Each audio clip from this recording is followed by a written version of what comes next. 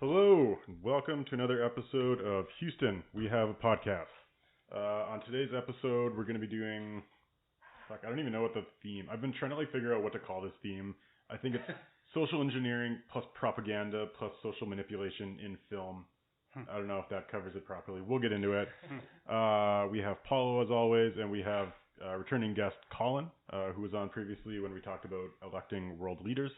And we have a new guest, Andrew. Welcome, guys. Hey, it's great to be here. Thanks. Is that the first time you called me out in the intro? I was re-listening to our last one, and I kind of remembered that I keep introducing myself and then the guest and never you. So I made a point of doing this. Hilarious. 30 episodes. Wow. It's okay. I've gotten there. Hilarious. We're making progress every episode. Yeah.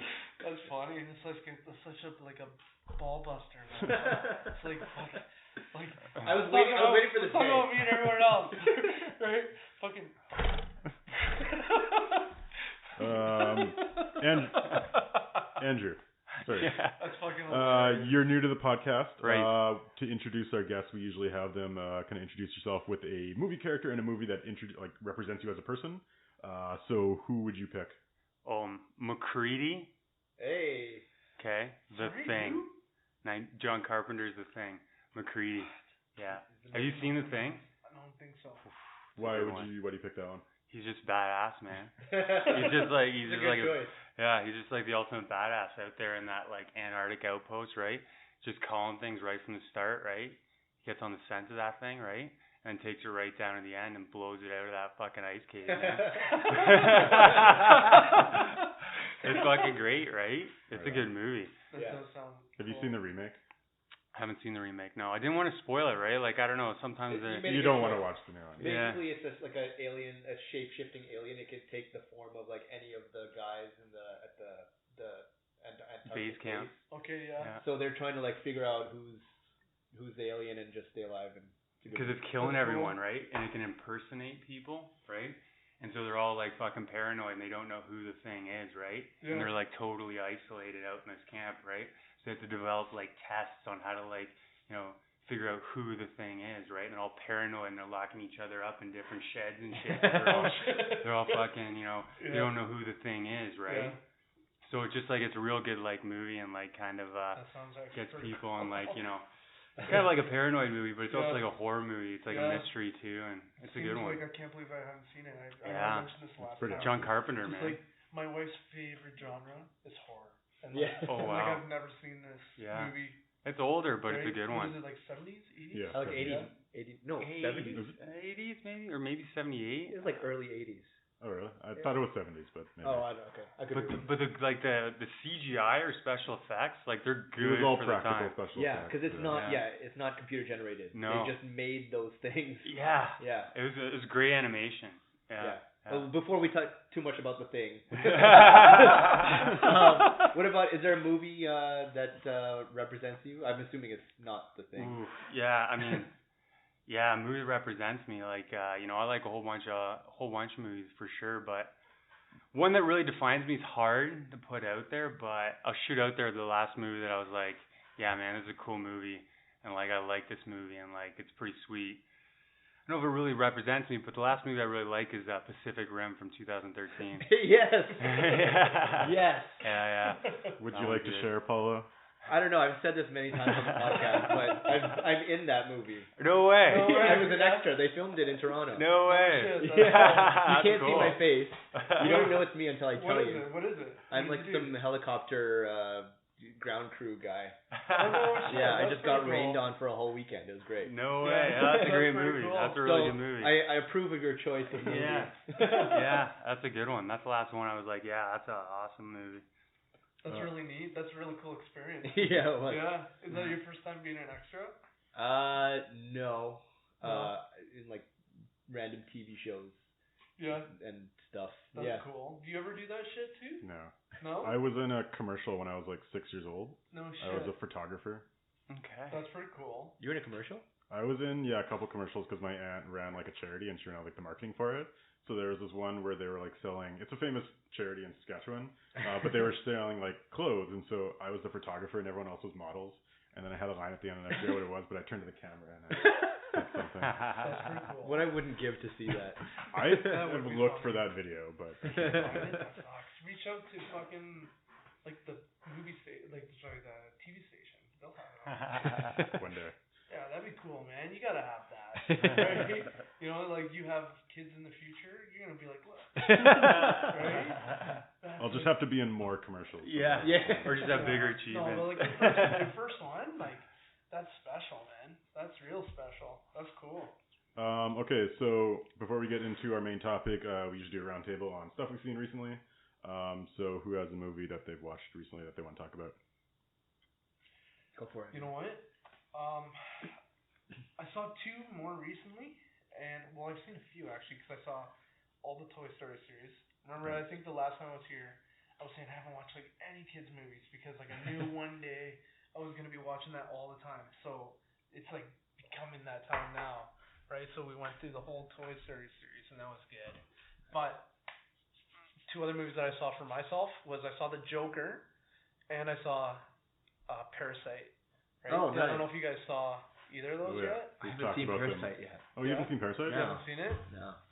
Yeah, it was good. Because like I remember I heard about it somehow. I think I was just looking up for good movies, and I was like, okay, this one. And this was before they won the Academy Award. And I guess they won it like a week after we watched it. So I was like, oh, cool, that was neat, right? But I remember watching that and The Joker. I found they were very similar themes, right? In the sense that it's just like in The Joker how there's that guy, he's all fucked up, and you can see like the aftermath and like what he'll actually do as a result of being all fucked up, right? And then I see it kind of like running in parallel with Parasite, where you have these like poor scum of society taking advantage of the rich. At least that's how they portray it in the movie, right? Like that's what they're making it seem like, and just how like in both movies, how there's like that guy flip out at the end and. You know, like I don't want to. Okay.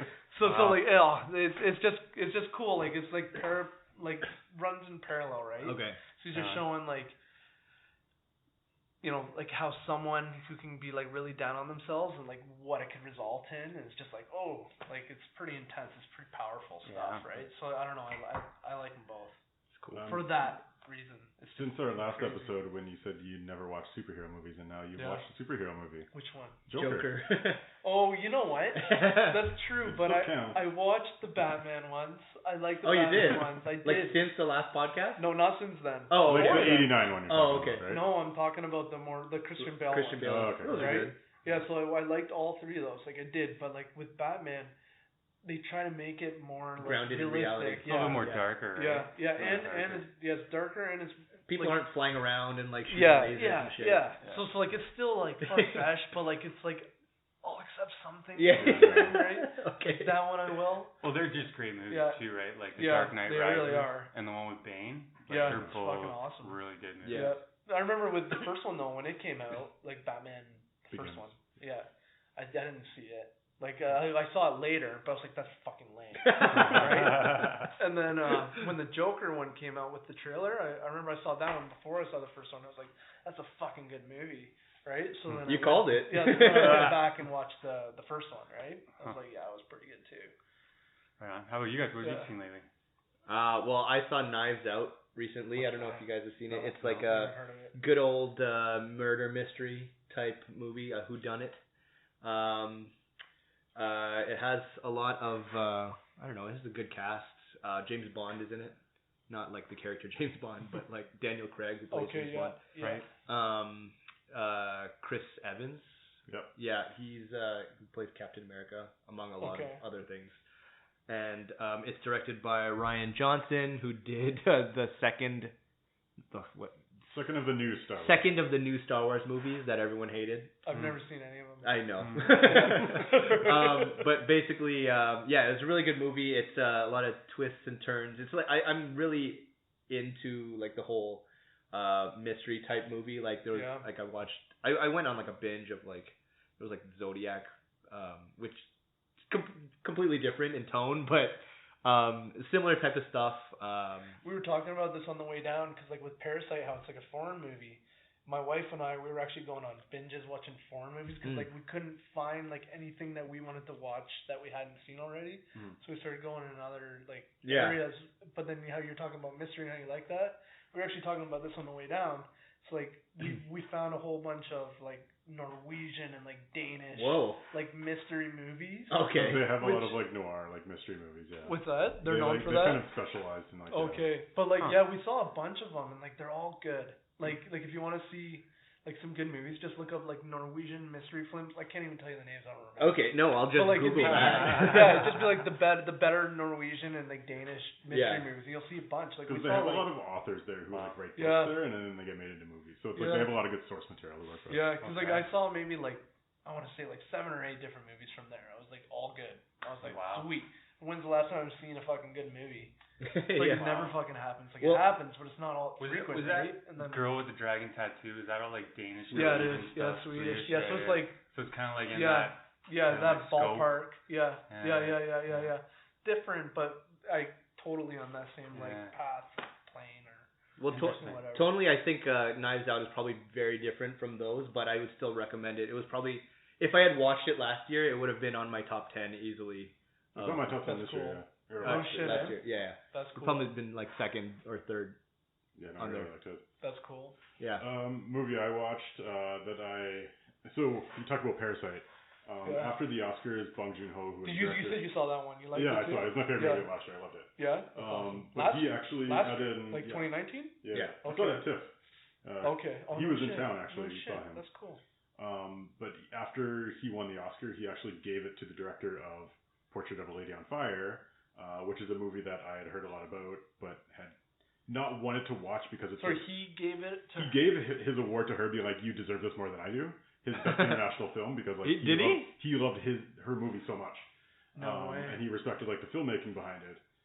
And I had heard that it was really good, and it took me a while because it's a period piece. That's a really powerful move from a director. It's so he also won like arrogant. It's so arrogant. Whoa, yeah. Oh man, like look at the balls. It'd be like, okay, someone is giving me an award, but it's like saying that like, no, I'm gonna trump that entire decision-making process and usurp that. And give the award to who I deem fit. Well, I think what a powerful move! It is taking the power of the whole award, right? It's essentially it's becoming his award now. He could, like, technically it was his award. Well, but true, but it was like he could award it. You know what I mean? It seems like the most like heroic moment ever in like all of movie award history, right? I don't know, like, no, but that's like how he's trying to portray it. That's how he's portraying it. He's like, look at me, I'm fucking above all you. Look what I'm fucking doing. Right? Right. It's fucking true. Right, it is. It is. Up. It's a good way to take it. It's a good way to take it and make a scene of it, for him. It's a good way to actually take the attention. Well, it's surprising. I didn't hear about this at all. Like, I didn't know either. Because you know what? It would have been more obscure if it was just some dude who won some award, right?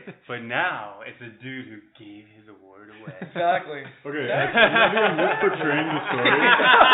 I think the story is he was just drunk at the after party and he was like saying, "You deserve this more than I do," and probably took it back after. I don't know, man. I don't actually know the story that way. Well, so based on that, would you agree with his decision? Here's the thing: it's a period piece romance. It's like definitely not the type of movie that I usually like, but it's incredibly well made. Is it from a different era? Like when was it made? Like last year. Oh, last year. But it's set in like. It's set in like the 1800s, like Victorian era thing. Is it like in England or something, or? It's in France. Oh, okay. Like it's a French movie. Yeah. And it's just like 4 women on an island and 2 of them fall in love, and it's a romance story. But it's just like some of the camera work on the scenes is just really, really good. And like I think when I'm watching something, I can just appreciate. I'm like, this just looks good, and it tells the story. Really good cinematography, but also just the way that they're telling the story. Right. I don't know, like if you guys have seen Raiders of the Lost Ark. Right. There's a really cool way that Indiana Jones gets introduced, how like you don't see his face, and it builds the character up. Yeah. And it kind of reminded me of that, the way they introduced one of the characters in this movie is like you hear her, they talk about her, they see like a painting of her where her face has been scratched out, and then you see her from like behind with a hood up in the first time. It's just like little things like that about how the camera works and how they tell the story. It's just like it was really well done. Right. The story itself is very, very straightforward. Right. But just really good filmmaking. So yeah, I appreciate it on that level. Okay. Yeah, the art. That's really cool. That's cool. Yeah, I mean, like, I saw that Joker 2 in theaters. I thought it was pretty good. I thought you didn't like it. I didn't like it that much. It was okay, but like, I don't know. It didn't to me do like the actual like the villain of the Joker justice, right? Like he's too vulnerable. You know what I mean? Like the real Joker is more like, in my mind, like the Dark Knight Joker, right? Like more like on top of the game, like not so subject to like, not so like vulnerable to his mental illness, but like more like cunning with his like, you know, kind of deviancy, right? I know what you mean, but then at the same time, like it's meant to be like this is how he became, and then that one moment, because like I agree with you almost completely. Like, the movie is kind of like okay, but then when it gets up to the climax, when he just goes fucking like crazy on those dudes in his apartment and stuff, right. like that's pretty intense, and I like for me it was like okay, that's that's badass. That's how I anticipate the Joker to be. So like I wonder if that's like, because I heard they're gonna make another one. Yeah. Right. If he has that mentality right from the beginning, like showing that like climax. And see what the full potential of his insanity is. Yeah, like it seems like that would be. I would definitely want to see that second one. I don't know. I just feel the Joker's more composed than what I've seen in the latest Joker. Is definitely a different take. Right. Yeah. Because we're all used to the Christopher Nolan Joker. And right. That one Christian Bale Bale. No, the director Christopher Nolan. Okay, but Christian Bale, Batman, and Heath Ledger's Joker. Heath Ledger. Yeah. That was fucking awesome. Yeah, like, he's just like the most like, I don't know, I could just like feel him the most, but I mean I'm sure there's been debated like to the nines, right? Yeah, that's true. Yeah. All right, well let's jump into our main segment, or I guess lead up to our main segment. So we're going to talk a little bit about how movies manipulate audiences and like how they push certain views that the audiences or directors or whoever's making or paying for the film is pushing for. But before we do, I want to kind of get on the same page of what you guys find is your worldview, and kind of if you were in charge of a propaganda organization or a country's propaganda, how would you want to manipulate society? So maybe just a little level setting on what our views in the world are. So I kind of want everyone to take a couple minutes to explain how you would want the world to look like if you were in charge, and maybe give some examples to put this back into film. Some examples of movies where maybe a character has portrayed what you want people in the world to look like, or a scene or something like that. Yeah. So who wants to go first? You go first, Carson. You go okay. first this time. Yeah. Okay. So I've classified my worldview in 3 words, and I'll explain this because it's probably not the best words to choose. Individuality, causality, and relativity. What I mean by that is I love individuality. I want to live in a world where everyone is kind of the 110% version of themselves, where it's like, I don't care what everyone else wants me to be. I don't kind of fit into certain norms. It's just like, I am who I am, and I don't care about other people being something else, or other people don't care about me being myself. I'm just 100% who I am. Yeah, that's cool. That's powerful. Causality, I don't like, I think maybe consequence is maybe a better word.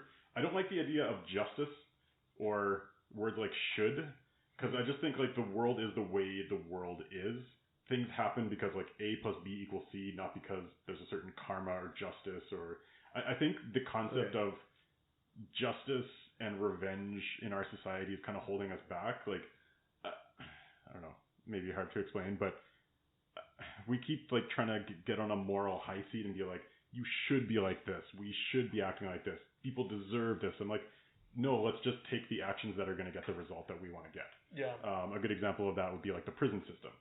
If you wanted to justify to me that the death penalty is worth it, I would accept the argument, but only if you came at it from an angle of like, the death penalty results in less crimes, and that's what we're getting, and it works as a deterrent. As opposed to forcing like an emotion on you. As opposed to being like, these people committed a crime and deserve to die. And you must hate them. It's like my way or no way, right? Yeah, so it's not necessarily about justice. It's like I'm trying to get an end result. Yeah. Like understanding, like being able to talk logic instead of just forcing something on. Like that you said that. Maybe I should go next. And then the relativity piece, what I meant by that is like, I don't believe in a universal good or bad or good or evil. I think those are terms that everyone makes up for themselves, and we kind of have the sense of like, somebody is good or somebody is evil, and when I can classify somebody as evil, I can say, I can justify whatever I want against that person because they're evil. But in reality, I think like people all have their own views. They all see themselves as good. If we look at the Joker, like he probably would not have seen himself as an evil person. He's just himself. He's doing his thing. Yeah. So really what I want in a society. Is society... that postmodernist? I don't Okay. know. What do you mean by Never that? mind. Keep on going. Throwing out big terms for us. So to ground this in movies, there's a couple scenes that I think kind of portray this. One is in the Lego movie. So there's a scene in the Lego movie where they go to a kind of society of what they call brickmasters, or I forget what the term is. But it's like Shaquille O'Neal and Abraham Lincoln and like spacemen and zombies, and they're all like in this society living together, and they're just like, they're themselves and they're doing their thing. And I was like, that's great. Like everyone, not just a bunch of people wearing plaid and jeans, all like looking the same and feeling the same. It's everyone's super different, but coexist. And then the other part of that, somebody who portrays this is a Adam Driver movie called Patterson. Basically, Patterson, he is a bus driver who does poetry. And this whole movie is just him going to work, driving a bus, writing poetry on his off time, and then like talking to people.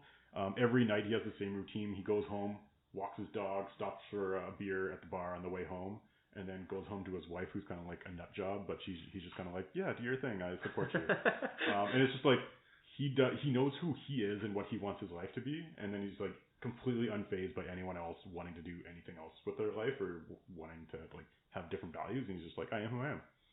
So that's my worldview. It's really moral. Yeah. Sounds good. Cool. After you guys. I thought you said you wanted to go next. I was half joking, but sure, I'll go next. Mine's very short and very simple. So I kind of wanted to relate it to a movie character. Just I feel like that would be the easiest way to get it across. So I was thinking of like Spock from Star Trek. So he's like, his species is just very logical, just straight to the point, all about efficiency. Like if I can. There's a stand-up bit by Ronnie Chang. I don't know if you guys have heard of him. He was in that movie Crazy Rich Asians. Okay. I haven't even seen it, but I just know that he's in it. I've seen a bit of it, and I was like, okay. Yeah, I don't care about that movie, but he does stand up, and he has a bit where it's like where he's joking about like we need an Asian president because he's American, and he's like, is he the one who did the Netflix one where it's like Asian man? Yes, yeah. Okay. And he's like Asian president. It would be like. It's just no hate, no emotion, just like this is wrong, this is fucked, get rid of that, fix that, and and it would be like just there's no prejudice, no hate. It's just this is what's wrong and you need to fix that. It's just all about logic and like and basically just the most straightforward way of solving a problem. So that's my whole thing.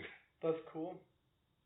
Fucking Spock. I've never even. Yeah, I know you got in the Trek. Spock. Yeah, I just seen a Star Trek the other day. Well, I should clarify because Spock is like completely on one extreme, right, where I also want some fun in my world, but I couldn't think of a good balance of like a Spock that has fun, so I just left it as Spock, a fun Spock. That's funny. Yeah. Yeah.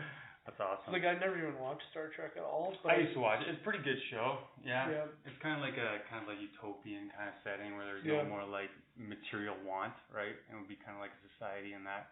It's pretty niche. Check it out, man. Yeah. It's pretty good. Because like I do know of Spock though, and like I know how it's like. Yeah. He's super logical. Right? Yeah. So, I'm not a huge Star Trek he's fan. cool. I can imagine him being pretty badass. Oh, dude, he's pretty cool, man. He marooned Kirk on this one I seen not too long ago, man. I was like, man, he fucking marooned Kirk. he just did what he had to do. You know, like, if I don't do this, these people are gonna die, so I'm just gonna do it. That's cool. Fucking Spock, eh? Yeah. That's cool. Yeah. So How about you, Colin? You wanna go next? Yeah, I'll go up. See what it's like you my got. worldview. It's like I kind of went down like a few different paths, right? So like I kind of talked a little bit about this the last time I was on, but there's this book by Frederick Bastiat. It's called The Law, and it's basically like the foundation of libertarianism. So if you're like a fan of being like a libertarian or that type of like thought in politics wise, like they say you're supposed to read this dude's book every year. It's like because it's only 40 pages and it's just like a quick summary of like how things should be, and like the basic premise is everyone has the right to defend his person, his liberty, and his property. And then when you think about it, that's almost like the foundation of the U.S. Constitution, right? It's like that in its like most, I guess, literal form, I think is like the most beautiful thing, or like the way it is You're that like we a can have. constitutionalist. Yeah, Yeah. for sure. But like to be able to live like that just seems like it could create such a great society. So like the thing is, a lot of it I feel is not as followed as it could be today, but like in its like original form, as like how you read it, just seems like such like the perfect place to have. So then it takes me back to also what I was talking about last time. If I had to be one character, it'd have to be William Wallace. So like, and just like when I think of like a world view, like it's almost as like if someone could take like that personality all the time. What would that be, like benevolent warrior king? Well, it's more just kind of like, you know, it's someone fucking with him. They raped and killed his wife, and then he came back and like led a whole revolution against the system that was able to do that to somebody. So It's just like, I'm gonna go and I'm gonna stick up for my family and fucking lead all these people to make that end forever. Like it's just like such the perfect, like most moral high ground I think you could take, and just do whatever the fuck it takes. Like to make it right. benevolent dictator. I guess so. If that's what it is, then yes. Right? But like that's my worldview, and then I always have to take it back to that movie, right? It always has to be Braveheart. Like it just does. So you think? For me. Would you feel like? Let's imagine a world where William Wallace was our prime minister. That'd be pretty. That'd be pretty good. You'd be on board with that? Yeah, I would. Because like I just see it being a just society, right? It just means he doesn't take bullshit. Yeah. Right. So it's just like fucking have morals, like be good, or like if you're not, like we'll fuck with you, right? Like there's something seriously wrong if you're not. So that's what I like, right? And then like I'm thinking like another good worldview, you know, like purge of all SJWs. Purge. Whoa, purge of like and like purge of like from the hip. I have in my notes like purge of male vegans and vegetarians. Purge. I think it's a good time to tell you me and my girlfriend are just becoming vegan. That's hilarious. Because like I'm always just saying, it's just like, come on, like I understand for the girls, because it's just like, like I care about the animals, right? But for a dude, it's like, come on. But for people's individual freedoms, right? It's like, don't even give a fuck about come those on, like you personal need choices. me. So like, I got a question for you here, because your first half of your statement is around, if you fuck with me, I'll fuck with you. Yeah. But you're talking about fucking with SJW, so do they have the right to come back at you? Yeah, well, like, what if there was like a vegan William Wallace that just tired of your shit? That's hilarious. I love it. Wow. But like, I don't know. The way that I see it though is like it's all kind of one together, right? It's like William Wallace, and he's like, you need to live this way, and it's like, yeah, and that includes this. Wow. That's hilarious. That was my other question, is because I was talking about not having a universal good or bad, but like in your world, there's definitely like, here is what good means. So. That sounds so funny. But like, yeah, in a way, I guess, it sounds pretty hardcore when you say it like that. I never really thought about when it. When you say purge, like, does that mean like they're all like, dead? No, it doesn't mean like kill them off. It's just like, or throw them in the gulag. It's like, dude, settle down and chill out. He just doesn't want to hear purge from the dialogue. Like fucking chill out, man. Mind your own fucking business. Like fucking, I want to live. You fucking live how you want to live. Well, don't fucking force your bullshit down my fucking throat. Well, right? Yeah. Well, that's somewhere that we align. Right? Because in my mind, it's like, true. I want people like, do your own thing.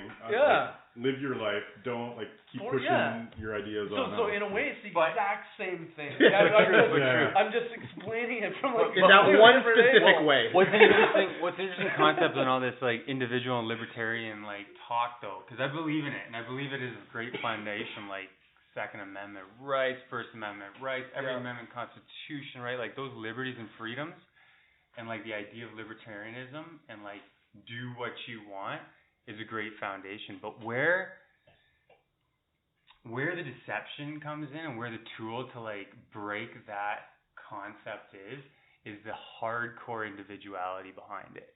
The hardcore individuality behind it that is almost borderline malicious, right? Like when you get into libertarianism where it's almost like ignorant. Can you give me like an example? Detriment of society. Well, I can give an example of like, say, a libertarian value be like, you know, I don't want to pay for anything like minimum taxes, minimum social services, right? That's only valuable to a certain extent. Yeah, I agree. Right? You know what I mean? Like, because that type of thought limits social progression and stifles it, right? Like if you change that thought and be like, if we can communally come together and build wonderful things with our together resources, that's kind of when you take society and stuff to the next level, right? So it's like almost like in between from what we have now. It's in between, but it's also a knock on libertarian like thought, and some hardcore libertarian thought, because I agree. The individualism of it really disrupts the whole movement of sometimes what is considered conservative thought. Yeah. And I think it's actually put there too by libertarian thinkers to kind of disrupt certain political movements. Yeah. Yeah. And it makes true. I actually joined the Libertarian Party, like the Ontario Libertarian Party, like 10 years ago. And like I went to a meeting, and like it was just like a bunch of people there, and like I was turned off immediately, and like I left after the first day. It's too extreme. Yeah. It's just like it's not even that. It's just like I felt that the individuals in the party, like the way, like I believe in a lot of the concepts behind it, but then I feel that a lot of the people in the party were just applying that concept in a manner in which I didn't feel aligned with what it actually was. Hard to find community in a libertarian society, probably. Yeah. But and that's really the limitation of it. Right? And that's why the political movement is only so powerful, right?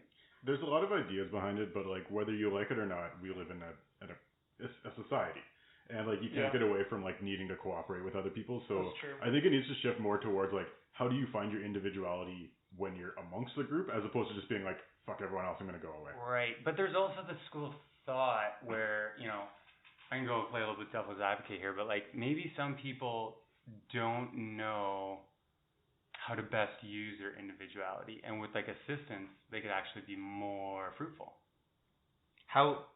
It's interesting. It's a dangerous line. How would you assist a person into finding their individuality? Like you could just like streamline them into something that was like a little bit more productive. Like I mean, this is one of those things where it's like it's hard to figure out where the line is. Like there's always like benefit to help and assistance, right? Yeah. And like social services, right? Okay. And like sometimes if those social services are united in a way which can direct the benefit of the good of a society, right? Society can really hit like major milestones and major projects through like great public works, right? And we've seen these different types of public works. They're more historical and they're more like, huge endeavors that happen maybe like once a century or whatever. But there is a certain level, I think, when you streamline the needs of society to like the individuals kind of accommodate that. It's one of those things. It's like, does society accommodate individualism, or does individuals accommodate the goal of society? Where does that line get drawn? Yeah, you need to find the perfect balance. Yeah. Now relate that to a movie. No, I'm just yeah. Well, it's true though. Right. What is a movie?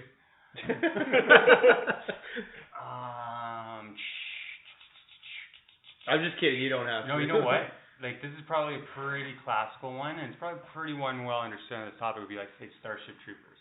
Oh, yeah. Okay. Right? Yeah. You know what I mean? Like say Starship Troopers. You look at that, because that's like a pretty political movie too. When you look it's got that whole back course of like citizenship and like infantry and that having to serve. You can even break that down to like, okay, that whole concept I just talked about, like individuals serving society, that can be broken down in such a rudimentary thing as like military service for 2 years like they do in Korea. Yeah. You know what I mean? Or something like that. Or like they do in Israel or something like that. So that could be like a level of service that, you could be debated on, like whether those are actually good things because, hey, I do that mandated service and it leads me to like a field that I discovered that I love and gives me in on a technical field that, boom, shot me to the moon because I got that in by like doing that time on something that I was kind of forced to do versus, just like straight like, hands off, nothing like.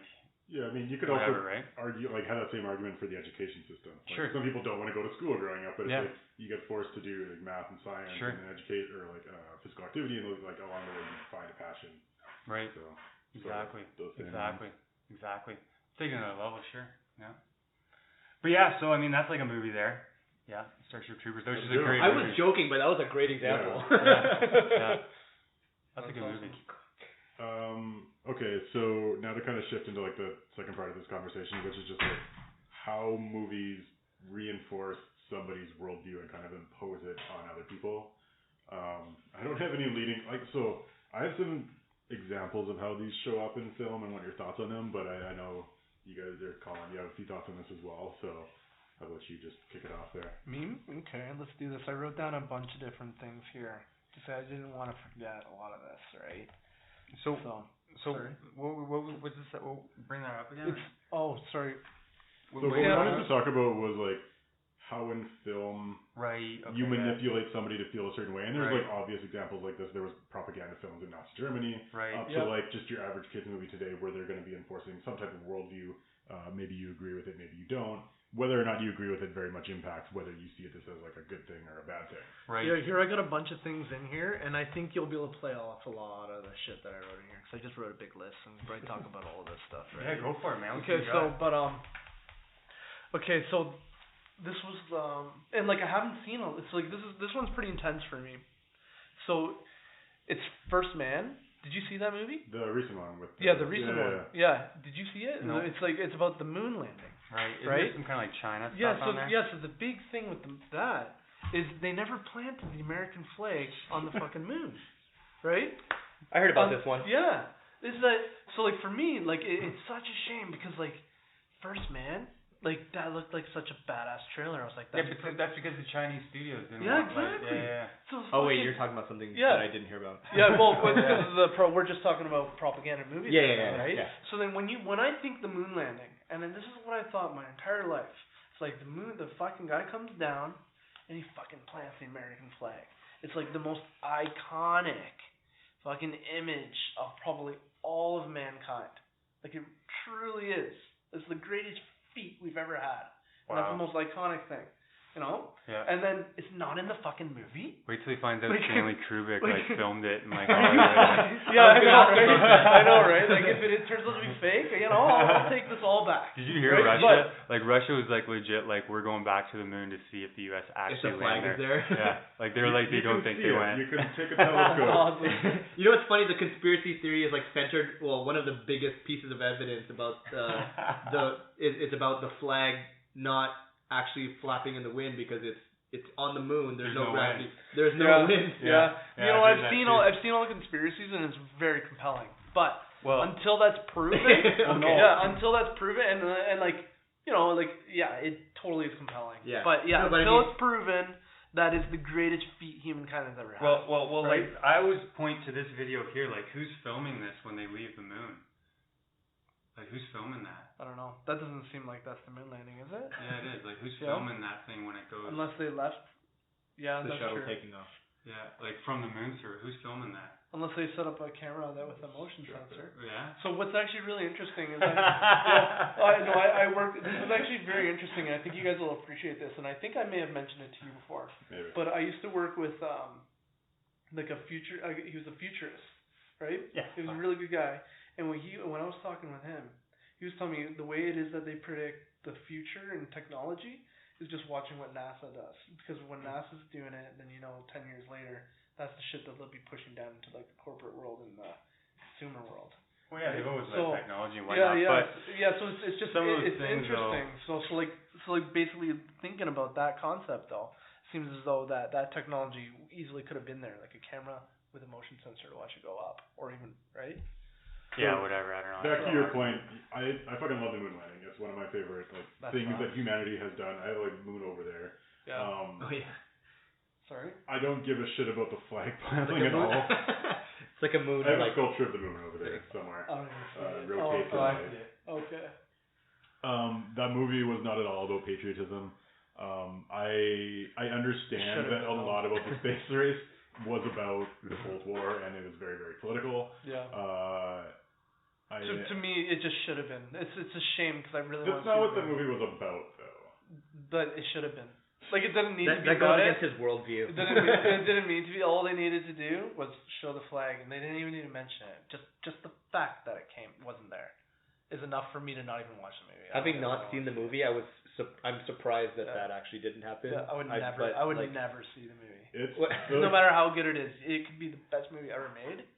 I wouldn't even. Oh, you haven't seen it? No, I don't want to. Okay. Because I know that's a fact in it. Oh, okay. Because it's just so like perverse almost. Like it's fucking intense. Wow, that's hardcore. Yeah, it is.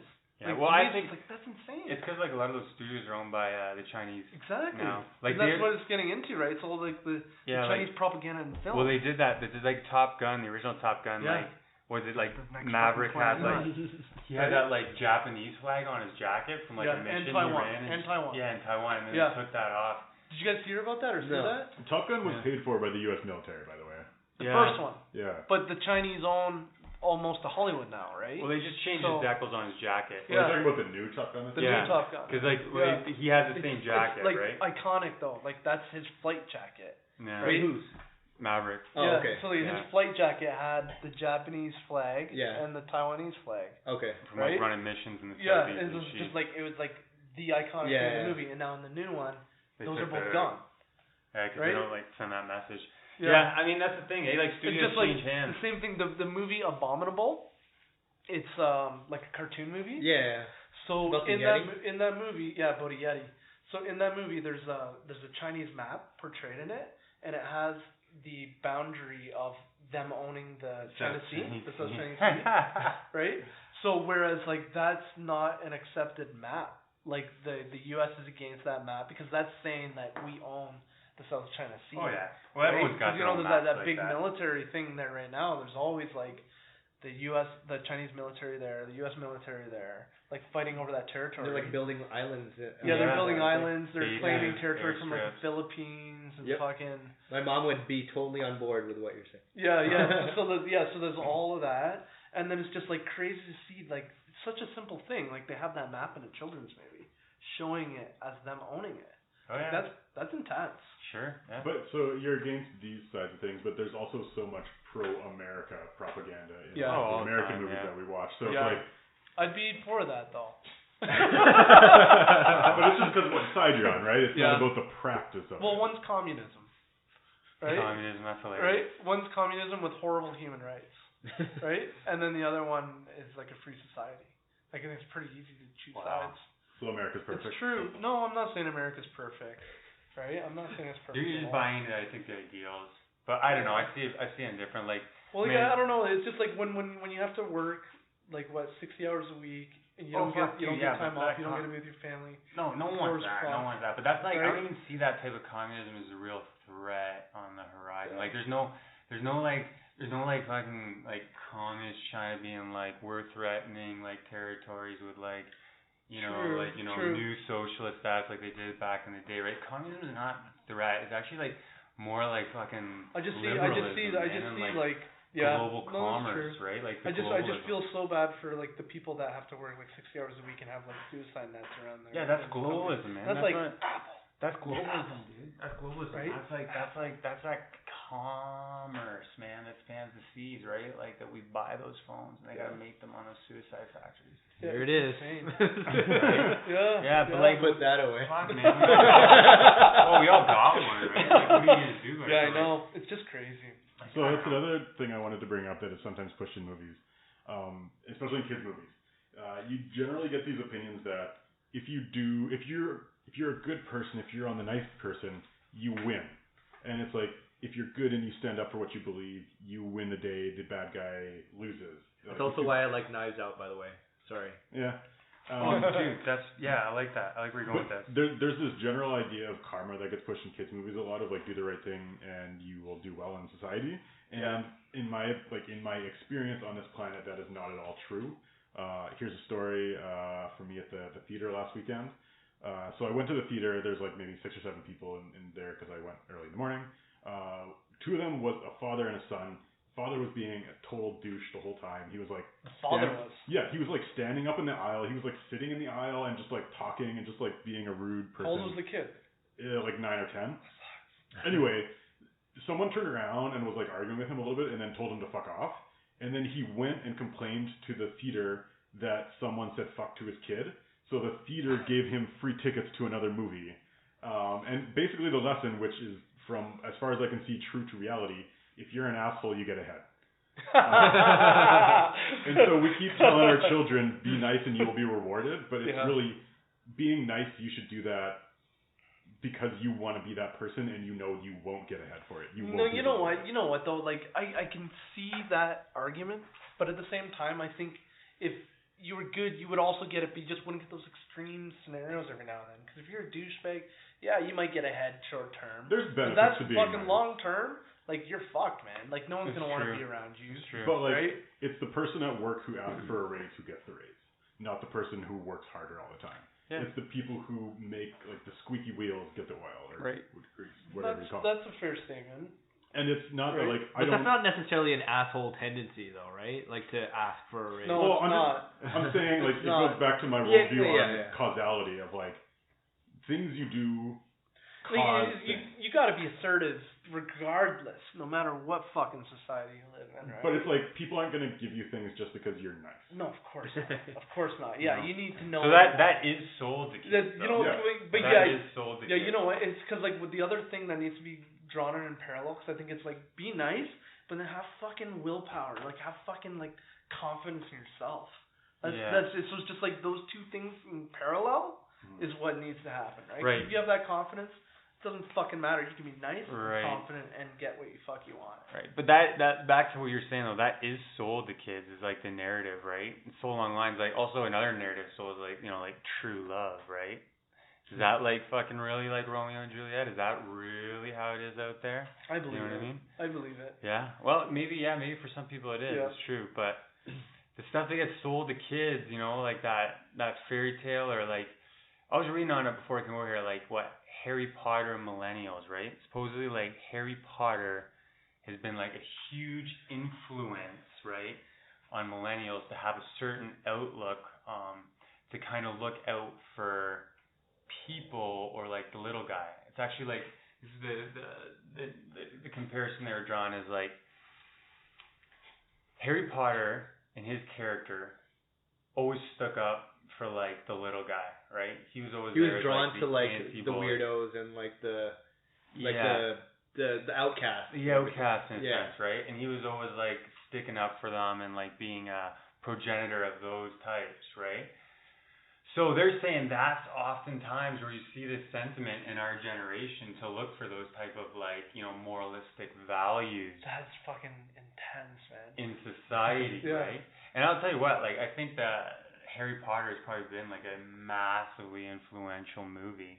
I think they are right about that, whether it's about the whole other sentiment or like everything. that makes so much sense to me because I know that a lot of people are so passionate about it. I've never seen one. I've never seen one either. I've never seen one either. Have you guys seen it? I've seen all of them except the last two, which I hated. I've probably Right. seen them all like 2 or 3 times. 2 or 3 times. That's Right. hilarious. Yeah, I've Yeah, never seen them. never I've never fucking seen them seen it. either. Yeah. Got a bunch of Harry Potter Lego on the wall over There there. you go, right?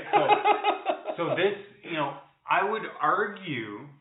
I would maybe even argue, and maybe you can even comment on this. Can you take, would you say that your worldview is somehow been influenced by that saga? Well, it's hard to say because I actually wasn't allowed to read the books growing up because Okay. it was wizardry and I was in Christian school, and so you weren't allowed to read them. So I never. Okay. I watched them more when I was older, and I think my worldview was a little more shaped at that point. Okay. So you never read the books, you just watched the movies. Yeah, I don't Yeah, read okay. books. Okay. I read the books and watched the movies. Yeah, Okay. that's cool. Okay. But kind of on a similar point, What's like better, the book or the movie? The books. Yeah. Yeah. Cool. All right. You That's see fine. how it goes. Yeah. But I do feel in general like kids movies have kind of grown up a little bit over the years. And some of the stuff. Hunger You Games. said you were watching Toy Story. Do you watch Yep. Toy Story 4? Yeah, I've seen all So- 4 of them. And I feel like they're introducing more complex themes to kids, but in a simple way that they understand. And going back to one of my worldviews that I was talking about good versus evil not really existing, I feel like in Disney movies growing up, there was a lot of like, this is the evil person, and all you need to know is that they are evil, and you can do bad things to them. Whereas they're dealing with that concept in a little bit more complex way. A good example is Wreck-It Ralph 2. I don't know if any of you guys have seen. No. But essentially, the bad guy at the end becomes, like, the story is Ralph and his friend, who he became friends with in the first movie, she's kind of drifting apart, and she's finding new friends, and it's kind of going in a different direction. He's being super clingy and, like, kind of smothering her, not letting her, like, do her own thing. And so the villain at the end of the movie is actually, like, a bunch of clones of him trying to, like, stop her from doing things. And it's kind of saying, like, the evil person is the bad thing within you that you need to overcome by growing up. And it's not just like, here's a bad person, they're bad. It's like, here's a theme. And I feel like especially how they treat bad characters these days has been a lot more mature. Like, I didn't really like that idea, and they still do this in Marvel movies of just like, this person's bad. You don't need to care about them. You don't have motivation. They're just bad. You need to defeat them. Yeah, I'm always a bad guy. Right. Yeah. It's interesting. Except for Black Panther. Yeah. What about it? What do you Black mean? Panther The villain, complex. Yeah, Black Panther had like a really complex. What is the villain? The villain in Black Panther, it's like he has his own motivation. It's like kind of, I can't explain it. He's kind of revenge driven. Like Black Panther's dad killed his dad for doing something or whatever, and so he's kind of. There's something about him actually being more qualified for the throne. Anyway, he had his own thing that he was trying to accomplish with his life, and what he was trying to do just happened to be at odds with what Black Panther was trying to do, and therefore it wasn't, I'm going to get you because you're bad. It's like, I disagree with what your ideas are. And it was also like when they were vying for the throne of like their imaginary world country, they had like different views on how to run the country, which was like different people could probably even agree with. Mm-hmm. But so it's like compared to like Ultron, he's a bad robot and he wants to destroy everything. Mm-hmm. It was an interesting change for a Marvel villain. Wow. That is interesting. Subjectivity, eh? Yeah. Yeah, I just like the idea of like tell our kids you don't just disagree with somebody and just completely dismiss their opinion. Like try to understand their view. Like argue the idea, not just like fight them. Oh yeah, tolerance, right? Yeah, that's interesting. Yeah. No, it's one of those things. You right? get in a logical society. Yeah. I mean, but then at the same time, like you gotta teach them like understand what they're doing, but you need to know how to problem solve it and realize that just because they're saying it doesn't mean you need to agree with it. Like you need to be able to be at that level of understanding that just because it's being told to you, so you almost need to like get them to know that as well. Yeah, so it's not. And the nice thing about it, like I find in like the nice thing about liberal societies in a lot of senses is they are accommodating for different communities to like culture up, right? And now this is a double-edged sword because like, okay, let's say I'm super liberal, right? And like, we live in a super liberal society and there's like everything everywhere, right? So it's like, the onus on me to control the influences around me and to shape my culture because culture now is bam, everything, right? Like there's no general rule guiding like the libertarian, like there's no common theme in society, right? So this causes individual groups to culture up, right? Now that's good in a sense because it's empowering for culture, but it gets a little bit troubling when it becomes too isolationed for these different cultures and communities, right? Because then they just wall up in their super liberal society, right? But they don't interact with the other cultures that are walling up in these societies, right? And so you don't get the kind of true multiculturalism that you might like. You just get kind of pockets and like areas, right? Like, different districts, right? Stuff like that. It's definitely true about Toronto. Like everyone talks about how multicultural Toronto is, and there's a lot of groups that hang out with each other. Yeah. And there's not a lot of interacting with people across groups. Well, that's the thing, right? That's like funny. Sometimes, when you're left to like, your own devices, birds of the same feather flock together, right? That's funny. That's crazy. Yeah, but anyways. Do you guys have other themes and movies you want to talk about? I had another one while you're searching for stuff there. One that I noticed is very much like authority is bad. You always see like the evil politician or the evil kind of business guy. And the one question I had for you guys on that's interesting. Hold on. Go. I was going to say, that's interesting. You said the authority, and you said politician and businessman. That's interesting. Why? Because you put businessman in authority. Well, what I'm thinking is like the evil... Like corporation? Evil corporation right. CEO. Right. Not like just average person who works it's for... 9 times out of 10 the evil corporation is the villain. Yeah. And again, a CEO does have authority too in his world, right? In the corporate world, yeah. It's interesting. But what I wanted to say is like, so the difference when you're looking at propaganda is where's the line drawn between something where it's intentional, like here is a view I want to push, versus this is just a reflection of people, like a fear, like people grow up, they don't like authority, that person goes on to write a movie and there just happens to be a theme of like a bad authority person just because that's who they are. And so like how much of propaganda that we see in movies is intentional versus just like a reflection of our own fears that we have. Yeah, I don't know. It depends. I mean, it's all about the effect, right? Like you could say that, that could be like, that second part is a good excuse to discount anything. It's a reaction of your own fears, right? That could be said about anything, especially anything that is subversive in nature, right? Or kind of intelligence-based by nature, right? Like gaslighting in general, right? In a sense, is that, right? So it's like, if there was propaganda, it will always be able to be discounted by saying you're just being fearful of it, right? That's just something, right? But you got to look at the scope of movies in general as a medium, right? Like what their effect is, what their impact is on like children, what their impact is on society for people to mimic what they see, right? So it's like, I would discount the shit in movies if, like, you know, I didn't, like, if, you know, 8 Mile came out and, like, all of a sudden, like, everyone wasn't wearing, like, you know, their hats backwards or their pants backwards or whatever, like, you know what I mean? And you'd be like, oh, you know what, movies are just like, you know, that's in your head, man. Like, a movie comes out and don't even worry about it, man. There's nothing. It's just you're all making believe. But if you can see the influence that, like, culture and pop culture has on society, then you got to put merit to that. So I do believe movies are a proven source of influence in pop culture and society, and I think you can't really discount them. Now, whatever message is portrayed in them, to a certain extent, like, you know, there are realities, right? Like, there's a lot of action movies and guns and stuff like that. That's not propaganda that gets really people doing shootouts in the streets. Or maybe it is. I don't know. So if you're a filmmaker, do you say, like, are you responsible for the impact that you have? Like, we talked about Joker. And there's a lot of people using this for, like, revolution against, like, society and stuff like this. Like, are you responsible for that as a filmmaker, or is it simply, like, you make what you make and the world takes it how they're going to take it? That's an interesting take. I mean, yeah, I don't know. It's both, but, like, I think they get clues, but I think movies have an influence, right? Like, oh, 100%, yeah. They do. And, like, when you see a new thing, like, on a big screen with, like, a big sound, it's got, like, those impacts, right? And the fact that it's being broadcast gives it a certain sense of social passing or credibility, right? So if you're seeing it in a public place, like, it must be okay. And you're repeating a lot of the same themes over and over. And you know, just to answer that question that you had asked, though, I believe it is their responsibility, the director, in order to understand what it is that they're doing. And, like, understanding the message it is that they're providing across, and, like, is it worthwhile, right? Like, should you be doing what you be doing? It is the responsibility.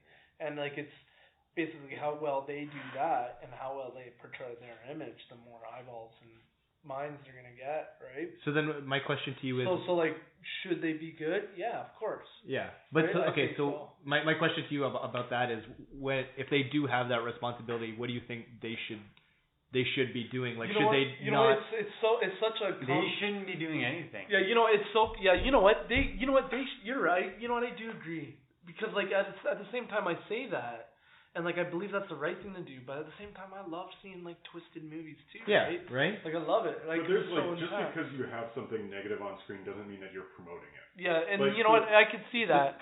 But the obscene will change your mental impression, right? So it's like you almost need to, like, be able to do that and not make it so that media is the only thing that's influencing society. There needs to be competing things which also influence, right? But then at the same time, like, there might be no worth to some things. Like, there might be stuff that is absolutely negative that has no value. So that's true. Well, no. Think about what about that human caterpillar movie?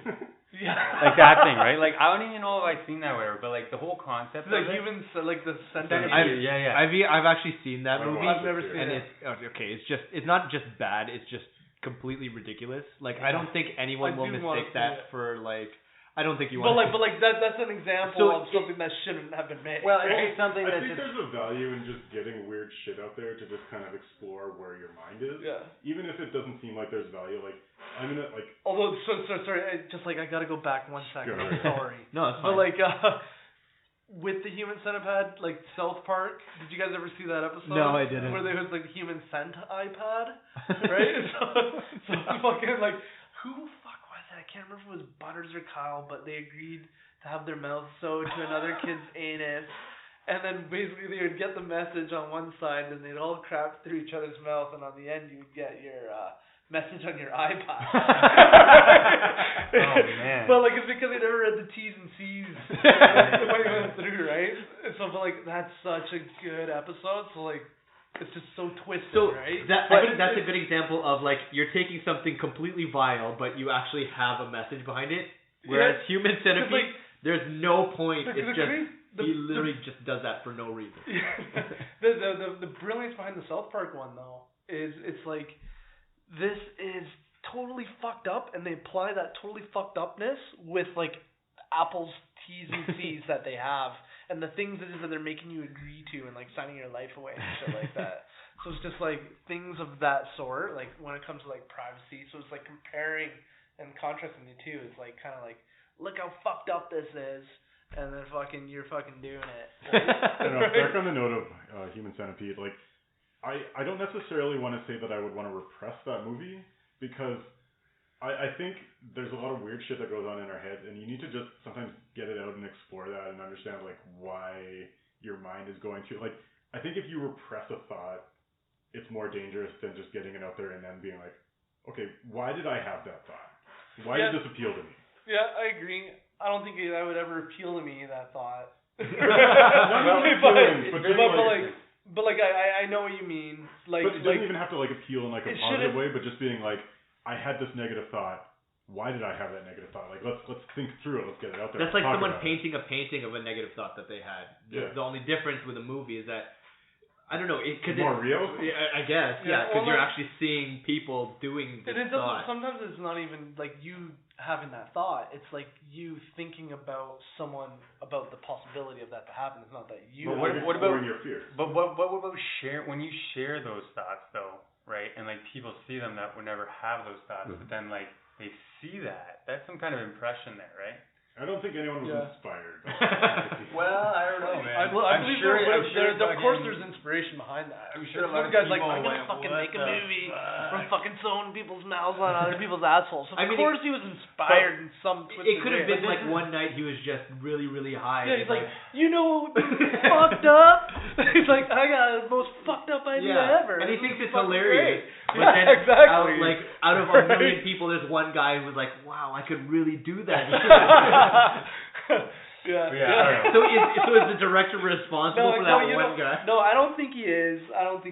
But like I do believe they have a responsibility, but at the same time, like, go for it.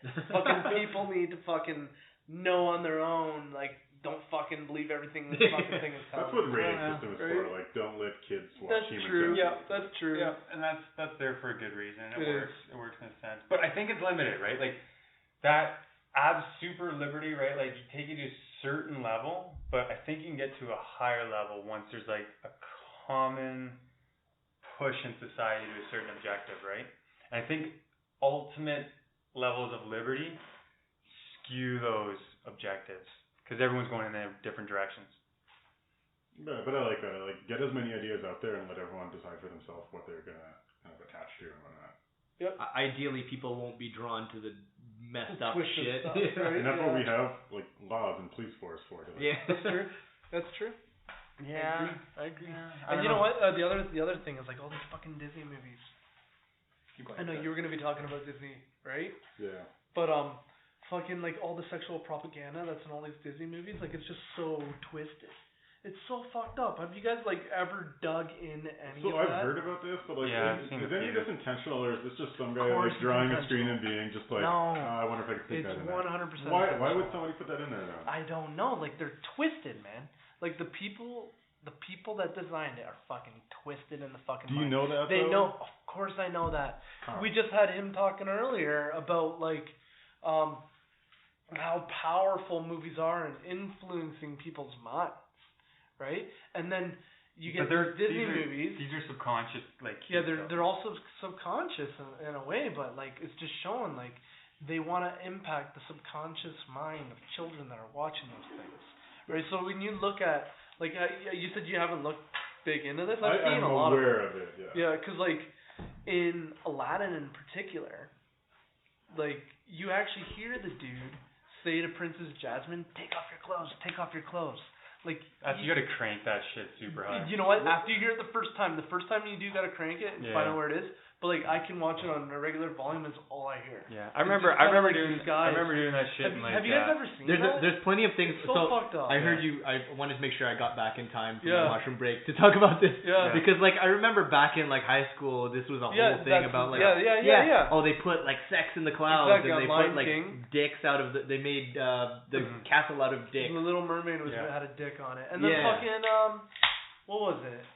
Fucking the priest. I don't know if I had a boner. Yeah, he had a hard on when they're fucking getting married at the end. Yeah. Right? It's and like clearly there. So that thing falls down and it shoots up and it says sex. Yeah, that's what I meant. Yeah. That was a better explanation of what I was trying to say. And then there's a lot more examples. But to me that like in every single one of those movies too, there's always a scene with like a bunch of like prostitutes, right? What? Always. Yeah, cuz like okay. Like like Aladdin is in a room with a bunch of prostitutes. Or like in the Mulan. in the first like scene, almost not the first like very first scene, but in the first like dude, prostitutes have been around forever. I know, but it's true. But like is it necessary to have in a children's movie? Like concubines like, in Mulan? Yeah, because like they got that in Aladdin, they have that in Beauty and the Beast. I don't think it's a common thing. But it's not a cue. I don't think like they pick up on, right? Like I don't think they are. I don't think they are. But like it is. Question, is it intentional, and if so, what are they trying to accomplish, or is it just like people being immature and sneaking it in? So that there's two things. I think it's both. I think it's not necessarily both, but there's one. So like people being immature and like these guys are like animating things all day, and they just like I'm bored. I'm just gonna fuck because around. You know why I say it's that and not like some like plot or massive propaganda subjection, because it's not like there's characters that are like being super loose with themselves to give themselves the image of a prostitute. If there's a gathering of like cartoon women in bikinis or something, or like Arabian like sheer night things or whatever, right? Like they're not going to pick up on that, and that's not subversion. That's just kind of like a fixture, right? Subversion is like a character story where there's behaviors, right, that are like actually like shown to be beneficial, right? That will influence the child. That yes, I want to do something like that so I can be like that, right? Yeah. And the cues in the Disney movies that I've seen are like more like the kind of like, we snuck that fucking slide in there, or that cell. They think they're clever, like. Yeah. There's not really a message behind it. It's not like this animator has something to gain by like putting sex in a kid's head. No, subversion in movies is like in the storylines, in the visual like things you can see, right? Like if there's any like visual propaganda signs or anything like that in it, right? Or like placement ads or stuff like that, things you can see or things that they say, right? Or themes in the story that like put people in hero situations that are depicted from a certain image that they want to forward. Yeah. Yeah. Like that's a lot of times those hero stories, which is not appealing to me at all. Like it brings me. But like every movie's got some kind of hero. Yeah, no, I agree with heroes. Like but, the but fantasy. Like, I'm thinking like a superhero. Yeah. Right? Because it's almost like to be good, you have to be like with superpowers, and like you need to be this in order to accomplish good things. Right. I don't like that portrayal at all. Right. For me, I want anyone to think that they're capable of being good. Mm-hmm. So I can't have some like fantasy thing that's beyond what's possible. Right. In like a mindset. So like for me, that's like one of my biggest reasons for not agreeing with any of that. Mm-hmm. So like I don't even remember where the fuck I was going with that. Right. Holy moly. Yeah. I think it was just a whole fucking like it's fucking right. Well, here's just a pop question though, like, is that the last movie you've seen? What? The one you're just talking about? The last movie I saw would have been Parasite. Parasite. Yeah. Okay. Okay. Oh. Yeah. Interesting. Yeah. So we're still talking which propaganda and children movie. I don't know, like I would say like probably the most like powerful children movie I've seen is probably The Lion King. Yeah. Like what do you guys think as far as like a powerful children's movie? In terms like just that there was power, or you actually agreed with the messaging of it? No, just like a powerful narrative and like, like classic story and like pretty emotional. So I guess they're all kind of emotional. I agree with like powerful. iconic. Like every kid knows Lion King. Right. But then it's funny because out of all the Disney movies, when that's the most iconic one, and there's not really like a relatable story to the average kid, I feel like. Well, yeah. Or I guess Remember Who You Are. Yeah. I'm thinking of like the whole becoming king thing, so maybe I'm just wrong. Yeah. Well, I think it's like, accepting who you are. Yeah. I think that's the big one, right? That's the message. Like, I've recently seen that in the last couple of years. And revenge. Well, I think it's more justice. Yeah. It's completely more against justice. Carson society. Right. But I mean, that's a powerful movie, right? And that actually has an interesting social statement in that, right? It does. Good Like, guy 'cause, fights like, back. Well, not only that, but it's like lions and hyenas, like, they don't live together, right? And they can't live together. I guess they are mean to each They're other. like the hyenas were like what's the word? Living in servitude to the lions. Well, no, they were just in a different area, right? Well, Like, yeah, but also Yeah. like they were servants, like they were a lower class. Yeah, they lived. It seemed like they lived in Yeah. like the. At least to netherworld Scar, almost, like right? they just they had to do his bidding. They were his henchmen. Right. They were friends with Scar. Yeah, I don't remember the that. hyenas. Why don't I remember that? But I just think it's interesting. He had a It whole seems army of them. It seems like something Scar would do. But Like have a fucking army of fucking hyenas. But it's it's actually counter, like, I would say, like, counter to what you see in the day and age, because in there, right, like, the hyenas come in and everything goes to shit, right? Like, everything's out of balance because they're not in the, like, natural order, right? Something's been upset, right? And then Simba comes back and restores that order, right? Yeah. How does that relate to? That's actually society? That actually is really powerful. Well, it's like an combo society, right? Like, they have different places. Yeah. Right? This is they That, Scar like, I don't know about that. I feel like Scar Society and fucking Simba Society. One's maybe one's a little fucking bit. murderous, and the other one's like fucking no fucking way, Yeah. dude. No, Right? but, like, you gotta It look was, at the it was story, more right? Scar's influence. I think that was like a reflection of his character. Like when he's in charge, they're like eating too much and they're like overhunting and everything's going to shit. Right. Not so much like hyenas are like this. So Yeah, I didn't see it because of the. Oh, I think you should see it again. As they come in there, right? And it's like the hyenas are doing stuff, and the lionesses are now hunting for the hyenas, even, right? yeah. And there's no more food, right? And like But then that rolled up to Scar because they were like they were following Scar. Yeah, with Scar. Yeah, so it's Scar's society with like all that. Yeah, Right. so it's just showing like the. But like, what was it's the negative society of Scar. That's what it is. It's The Scar's dictator. negative society, Hey, I'm not- which is I'm the not- exact same thing. No. I'm just saying, like, from an objective standpoint, that was like a thing where it was like in Mustafa's society, right? The hyenas were in one area, and the lions were on the Pride Land. Yeah. Scar came in. That was right? a thing. Scar came in, he changed it, and he brought in. Remember, the hyenas were marching into the Pride Land, and there's a whole scene. They did even like a salute. Yeah, there's a whole scene. There's a whole scene of stuff, right? Something like that. And it comes in, right? No fucking and way. it shows that there's. How come I don't remember? Anyway, any of this? that's just a theme, man. That's just a theme that's out there. It's one that's out there. For me, I remember like I liked The Lion King a lot, but I haven't seen it since I was a kid. We should watch it. It just came Like out I don't again, remember too. any of that. It just came out again. Right? Yeah, I know. I think you don't remember that scene because the American flag was in it. That's funny.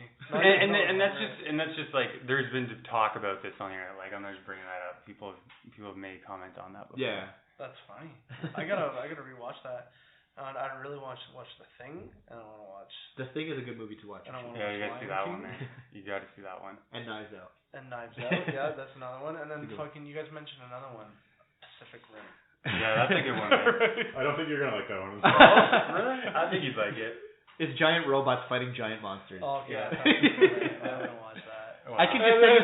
I'll send you the timestamp of where you can see me. Yeah. You know what? I would like to see that. I actually really would. I've still never actually seen that scene, or like. How have you not? I've heard him talk about this a few times. You gotta So fucking, many times on this podcast. I want to fucking see it like as soon as possible. Honestly, you probably won't believe me because you can't see. We'll my post it face. on our Instagram. No, but and you know, I we'll like. post it Well, you know what? I should post it I don't on our think Instagram. you would fucking lie about that. I want to. Thank see you. it. Thank you. Right? Right? No, I'm Like, telling the truth. Yeah, like, I want to see it. I want to see it. Like, please do send me that. All right. I think it's cool. Yeah, I have it saved somewhere. It's a great movie, man. Like the first one's great. Second one went to shit. Yeah. The first one's good.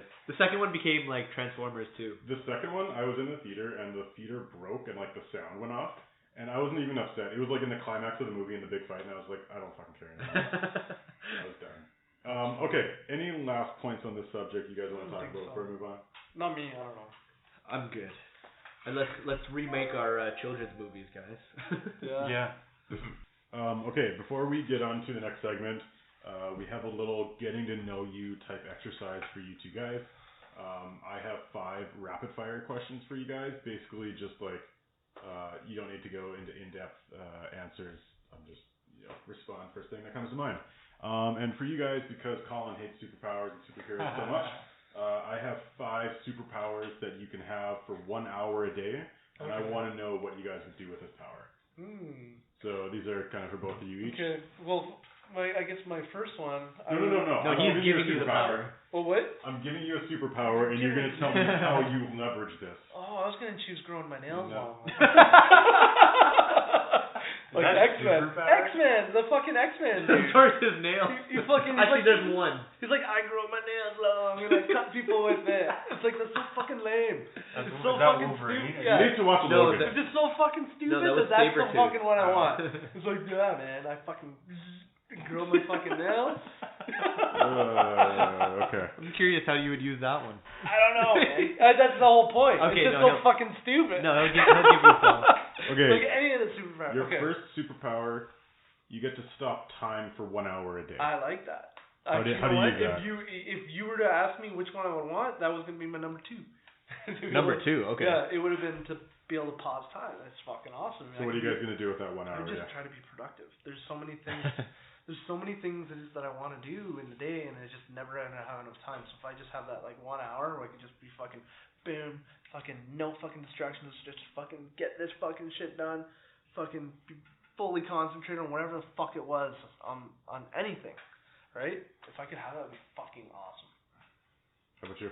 I'd use it to probably like rob a bank or something. I never thought about that. I would like try and like leverage that like in some way and like make sure like everything's paused around me and I could like manipulate that to my advantage. And You're not on any camera. Yeah, I'd like use it to like either like win the lottery somehow or like rob a bank. That's fucking awesome. I never or like pull off some kind of like very like high end time phase like kind of heist. As much as that's what I would do as well, I'm glad that I'm happy you never thought that for 1 second. It's a good sign about you. Yeah, funny. Dude, yeah, man. Like your answer is like I'll just use it to improve my fucking daily routine. I'm like I think we could build a whole new routine. Good man. On this time. That's hilarious. Okay, second superpower, you get to fly for 1 hour a day. Get to what? Sorry. Fly. Yeah. Like. Is it one consecutive hour or like 30 minutes? I have like a jetpack, or I'm like. You just you can fly. It doesn't have to be all at once. You have 1 hour worth of flying. I don't think I fucking do it. You wouldn't do it? No. You wouldn't use it? No. Like this is fucking lame. You wouldn't even like even for your commute? Well, yeah, you make a compelling argument there. That was my whole argument. Commute. That would solve like that. Yeah. But because like I don't know, for me it's just like fuck. I'm the only one that flies. Right? People are gonna think it's fucking lame. They're gonna think I'm fucking like bragging. Dude, fucking showing off. Straight up, I'd use it to pick up chicks at the beach, man. Straight up, man. That's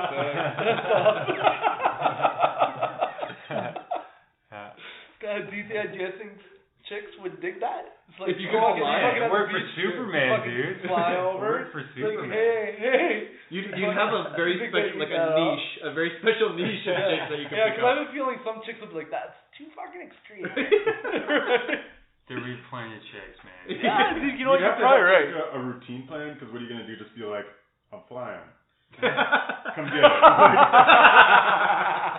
Yeah, I'd be like pulling off like tricks and stuff, like I figured things out, crazy pickup lines with me and like swooping in and like. I'd use it for my basketball game, get into the NBA. Yeah. Like win every single dunk contest for the rest of my life. I never thought about that either. Sure. That's pretty cool. Sorry, these are your questions. As long as like you're making it look like you're actually fucking. Oh yeah. So banging. I'm running out of ideas on it. I thought you had more superpowers. Reading people's minds.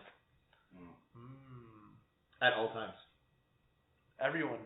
Like simultaneously? Like I'd be reading each of yours at the same time? You can turn it on and being able off. to interpret it all? I can be like, okay, now you. Okay. Because people aren't always like thinking in their head in terms of narrative thoughts. Oh fuck, I'd be a professional poker player. Yeah? That's a good one.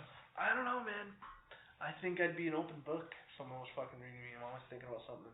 I'm always thinking about 5 things. But what if you're reading them? What's that? That's the thing. I don't know if it matters. Because if somebody is just afraid, like, it's not like they're in their head going, I am afraid right now. Like, you just have a feeling, right?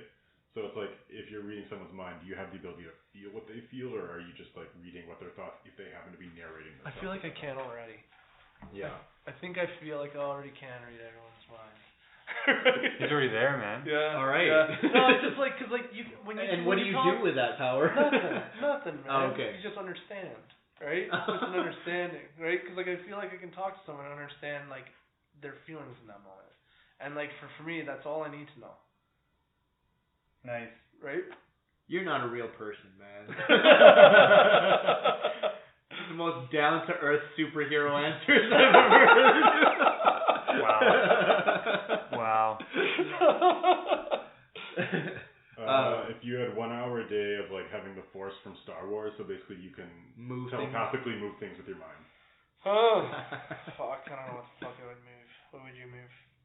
I'd probably use it to, like, be a pro basketball player or something. I don't know, like, something, like, to, like, give me, like, special powers that I use to advantage, like, super athletic force abilities, right? Like, to be able to, like, move, like, probably influence the ball to stick to your hands and shit like that. Yeah. You know, if you want to do that, game system like that. Yeah, that makes sense. I think if you had Star Wars Force, you can make a pro league in a sport. Oh, easily. But wouldn't you be the only one that would have it? Yes. Yeah. So. Would you be like an athlete? I would. If I had the Force, I'd be an athlete probably. Yeah, you know what? That probably makes most sense. Cause like I can't see myself using it in any other purpose. Like what else would I need it for? Like I need to lift up that big rock. Just make my life a lot cares? easier. Yeah, get lazier. Yeah. It just seems like it seems so fucking useless. Well, no, right? I mean, they can also control Jedi mind tricks, right? Yeah, but it takes out we did that one already though. It takes out. We gotta split it up. It takes out like the fucking problem, right? You know, like you have to be able to fucking problem solve things. No, I'm all about taking away the problem. Taking away a fucking. I am too, but not just a fucking shortcut to fucking do it. But does then technology also do that, like the same thing? Yeah, it does, but there was some ingenuity there already, and you're taking advantage of it. And there's a lot of like weak links in some of the technology too. There are. Wait, so okay, I just want to make sure. So if you did have this power, you just I'd fucking use move it? some rocks around. Okay. Yeah, like I'll go to a fucking place and be like, oh, there's some fucking boulders. Fucking look how fucking strong I am. I'll fucking like roll over a few feet, you know, and everyone's like, holy fuck, right? You know, chicks at the beach. Well, and like, you know, impress my wife, impress my son. Yeah. Look how fucking awesome I am. Wow. Yeah, your son would think you're a real life superhero. I am. I already am. He already was. Okay. For your fifth one, I want to know how you would use if you grow your nails super long. Yeah. And you had that one in there? No, I'm just but he ran out. Wait, what are you gonna move? What are you gonna move with your I told you I'd be an athlete, man. Oh yeah. That's way better than moving rocks in some fucking court. Like, dude, you got the most fucking like lame ass super power application I've fucking ever heard. I don't fucking want it, man. Like, we'll give you superpowers. It's like, I'll be Fred Flintstone. Like, what the fuck, man? I think you're going to work just more efficiently. Yeah. It's just like it fucking makes no sense to me though. Dude, you got big horizons, man. This is like low key shit. It is. This is about myself, man. I'm thinking about myself. I'm not thinking about like. You're very grounded in reality at all times. Seems like it. Yeah, I guess that's what it is. Okay, here's the fifth one actually. I think that's exactly what it is. You have the ability to teleport. Sorry? You have the ability to teleport from. Oh, you're not sticking with the nails? I'm not sticking with the nails. I'm going to teleport. Okay. Yeah, I get You go anywhere on the planet just I like use that. it for my commute. That's it. Well, you won't do anything else? You won't travel? Not You could really. like sneak into the White House, or you could like sneak in a bank. You would go to I'd be the world's greatest robber, man. Fucking boom, do this ball, boom, out, go to fucking boom, Costa Rica, go to fucking boom, go to fucking like Jamaica, boom, go to fucking Southeast Asia, boom, I need more money, going to this ball. Like you just be hopping around, man, like doing whatever the fuck you want. I'd already be in Area 51 if I had that power right now. Yeah. I'm not gonna lie, it sounds really fucking appealing. Okay, so maybe that's a question you for can everyone. You can see if the flag is on the moon. Yeah, but true. But you won't be able to. But you die. That's the question. If you have this power, where's the first place you go? That's a better question. Area 51 is you're going with there? Yeah, it's mine. I mean, this is not for me, but I would say Area 51. I don't know. I don't fucking Costa Rica. The beach. I don't know. I'd have to say home. Home from work. Yeah, home from anywhere, man. Sorry, Andrew, you gotta find your own way home now. Yeah. Well, that's what I'm thinking, right? If I can fucking just teleport, fucking be back with the family to protect, be there, fucking do my duties at any fucking time I want to be able to have that fucking ability to do that. Nice. Fucking, bam, I'm there. If there was like a plane crashing, would you like teleport onto it and try to fix it? Like just probably not. No, you probably can fix the plane. Yeah, I don't think I'd be able to. Ah, that's a stretch. Right? Yeah. What would you? Okay, the smaller scale. There's a runaway car. There's someone left like something's stepping on the gas, and someone and it's gonna run into. Like if I were to see it going by. Yeah. Yeah, possibly. Well, this is only like 4 But seconds. you said there was one place. I wouldn't choose that my home. I know, it's a separate question. Yeah, Separate yeah. question. So, but I guess I would do that but I wouldn't go seeking for it. Okay. Like I wouldn't be like every day I need to take advantage of the fact that I can fucking teleport and fucking make sure I'm in all these fucking weird ass fucking situations so I can fucking do something about it. You're not on the police scanner looking for. Yeah, I'm just gonna fucking do what I need to do, and then if I'm fucking there, I'll help out if it can help out. Okay. All right. That's for our final segment of the day, we want to apply some of the worldview and propaganda stuff we've been talking about.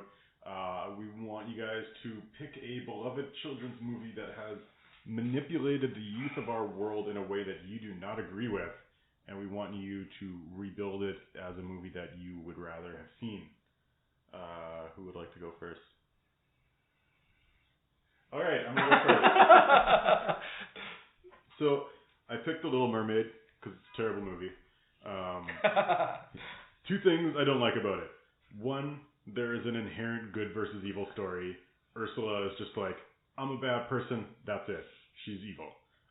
People in the world are not like that, and that's like a lot of the story is based on because there's no reason for her to be evil, she's just fucking evil just because of the sake of it? Just being evil. Okay. And then it's like, because I think you teach that to kids of there are just evil people in the world. You don't need to understand them, they're just evil. That's as much as you need to know. I don't like that view. The second... You know what? I agree with that. That makes sense.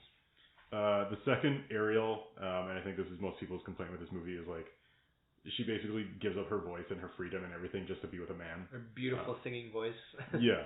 And she doesn't really have much of a character. She's very submissive, and I don't like that. I think you need to have a protagonist who is a little more pursuing her identity to her fullest extent. I totally agree. So here's how I would change it. And you know what sucks? It's a movie that inspires little girls, right? So it's exactly, yeah, inspiring it's a little the wrong girl message, I think. to show that be submissive, don't be yourself. It's fucking horrible, man. I've never fucking thought about it like that. Here's how I would rebuild it. Triton, so her dad, instead of him being powerful king, I'm gonna model him after Doug Ford. I apologize if you guys like Doug Ford, but I'm more so I'm more modeling him as kind of a bratty king who isn't very responsible, but is he's in power, he's strong, he does shit, but he doesn't necessarily care about the society as much. He's just not the most popular guy, but kind of on the fence of he does some things well. Some people really like him, but then other people really hate him. He's kind of people are polarizing. People are very polarized on him. Exactly. Yeah, that's true. And Ursula, I'm gonna have him as his older sister, who has potentially a better claim to the throne, except for the fact that she's a woman, and they just skip over and be oh, the oldest man gets the throne. Is she Cate Blanchett from Thor Ragnarok? Yeah, exactly. Yeah, you know what? Yeah, that's true. I see that propaganda there. They should get rid of the monarchy altogether. Yeah, that's another thing. But I'm not going to delve into that. So basically, in this version of the story, Ariel, she's more of even though her father is unpopular, she's the more popular one in the kingdom. She's the one who's kind of maintaining the over 51% popularity for him, and so she's a likable person in the kingdom. But she has dreams of going to the human land and exploring all the world and culture that they have. And so Ursula, in trying to usurp Triton, she doesn't like need to take Ariel's voice or anything. She's just like, I'll give you legs, you get out of here, because with you out of the picture, I have a better chance of like making Triton unpopular and taking over. And so she's not manipulative. Like, she's just like, I want you out of the picture. Like, and you want to pursue this dream, I can help you do that. So go ahead, go do it. And so Ariel has this back and forth of like, do I stay responsible to my family and my father, even though this isn't the life I want? Or do I go off and pursue what my dreams are, which is to go explore the human land and the ground world and do all that, but potentially risk my family not being in as good of a place because I'm not there to take care of them. Ultimately, she's going to go on land. She's going to be having a great time, but she finds that there's a bit of a civil war going on. Ursula's trying to usurp. There's going to be some dramatic moment where she comes back, and not Ursula does it, but maybe one of Ursula's followers. They like The eels. Whatever they are. Those are her hyenas. Yeah. Yeah, and there's like her dad's gonna get decapitated. Oh, yeah. And it's like kind of her fault because she left, but at the same time, it's like she couldn't have really done anything. And at this point, Ursula is actually a better leader than what her dad would have been. And so instead of pursuing revenge, she says, you know what, the best thing that I need to do for society is forgive and let Ursula like claim the throne, because she would be a really good ruler and she wasn't actually at fault for Triton's death. And she's going to go back to land. She's going to feel a little bit guilty, but she has to deal with that. She deals with her decisions in life. And we see that she has like a successful life of being a cartographer, where she's like exploring human land and doing all these civilizations and like using her legs and shit. That sounds so powerful. So that's the Little Mermaid version that I have. I didn't expect it to be so well thought out, but that sounds like Carson comes correct. A really good outcome. I come to Sounds good. Sounds nice. Nice. How do you make it appeal to children? The decapitation scene, they really get drawn in on that. Okay, that's no, fair. like I think I am selling that on like, here's somebody who is trying to pursue their dreams. Okay. And it's like you can have that whole pursue your dreams, but with choices to pursue your dreams comes consequences. And you need to understand that when you make a decision, you are deciding the possible outcomes of that decision and not just what you hope will happen. Yeah. Wow. Fucking, I heard Ursula was actually Triton's sister. I think sister-in-law. Oh, okay. Because he's widowed, right? I don't know. Wow. Yeah, he I is, guess and I think that maybe it was her sister that he was married to. Oh, That okay. makes sense. Okay. Yeah. She's like an octopus. Yeah, she's horrible at octopus. Yeah, who's an octopus That's versus horrible. a fish, right? She's big old octopus, dude. Holy moly. Big old octopus. All right, Hilarious. which one of you guys is going next? I Oh, went after Carson one time already. You guys I don't even know what I got. Like You could just start explaining why you don't like the we movie, can flesh it out together. Yeah. well, like for me, like, and like a lot of these aren't even kids movies, but I'm just thinking about like if I want to be influencing a child, I do want to show like good inspirational stuff, right? Like I know the movie Invincible with Mark Wahlberg. I think that's a pretty powerful movie. That's kind of a kids movie. Right? Yeah, it's a kids movie, but it's not like a little kids movie, yeah, right? yeah. So, but Okay, we're going up to the that's like teens. a family Yeah. ish, like family. Yeah, that's a family movie, I'd Yeah, say, it right? is. But like on the later end of family, Yeah, it is. right? Yep. So, but what's it called? Yeah, for me that's great because it's like inspirational, right? And then it's something even like I think it's called October Sky. Did you guys see that one? Yeah, where like the kids make a rocket and they're like designing rockets. And, I like, haven't seen that one. that's a good movie. That's it's not. What's that? That's cool. Yeah, it's actually a really powerful movie. I'm surprised you haven't seen it. So But, give an example of like a kid but like, movie where you're but like, for me, I like that in particular Yeah. because it's showing just like inspirational things. Like you can accomplish things by doing this and working hard and like trying, right? You can fucking accomplish wherever the fuck it is you want to accomplish. Wow. Like for me, motivational. yeah. So for me, like movies like that are something that I would want to do. So it's hard for me to say like, oh, I need to go and recreate this movie over here. Is because like for me, in my eyes, the image I want to portray are those types of images and that type of like, ways of thinking, right? So like it's hard for me to like be like, oh, I need to fix this one because it doesn't portray what I want it to portray.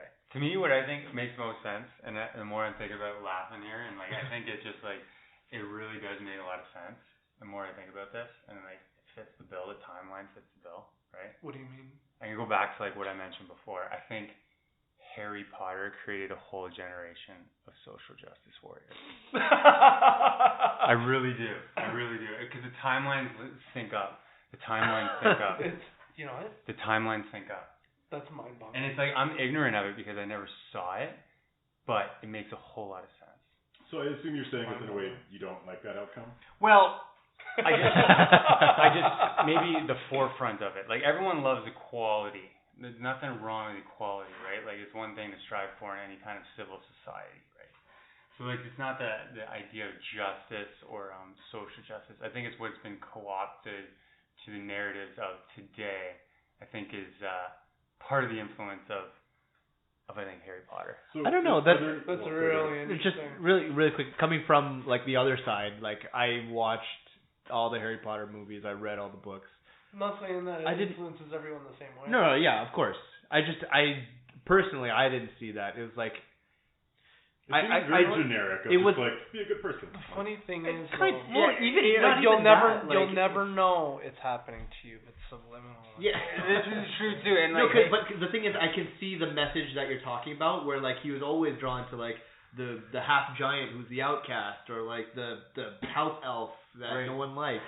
Like I could see that those parts, but like those always felt like small side. It's just like building up his character. right, and you would know that better than me. I You would. gotta read this. This is something I wrote down earlier, right? Yeah. So this is like from, I can't remember which one this came from, but it's propaganda works best when those being manipulated are confident they're acting on their own free will, right? That makes a lot of sense. That makes a lot of Does sense. make a lot of sense. On that because top- that's how you know the How propaganda.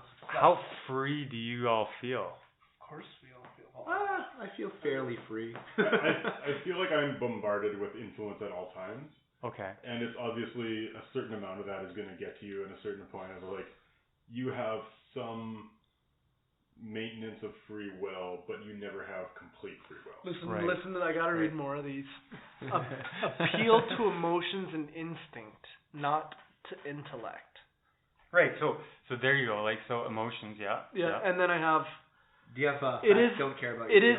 feelings? It is the absolute right of the state to supervise the formation of public opinion. Wait, say that one again? It is the absolute right of the state to supervise the formation of public opinion. Wow. That's powerful. Who's Oh, the yeah. Colin? I don't remember. It was either. That sounds like an Edward Bernays thing. Yeah, it was probably, it was like in that same time frame. So I was reading a lot from like all sides around there. Right? Makes sense though, right? Like people in power want to influence and It's like maintain when their power propaganda became mainstream. and maintain the system, right? But as far as freedom, like the everyday trappings of society and the everyday like things, like do y'all feel free in it? I gotta read a couple. These are all powerful. Wait, here's like news should be given out for instruction, not information. If you repeat a lie often enough, it becomes the truth. If you tell a lie, tell a big one. The truth is the greatest enemy of the state.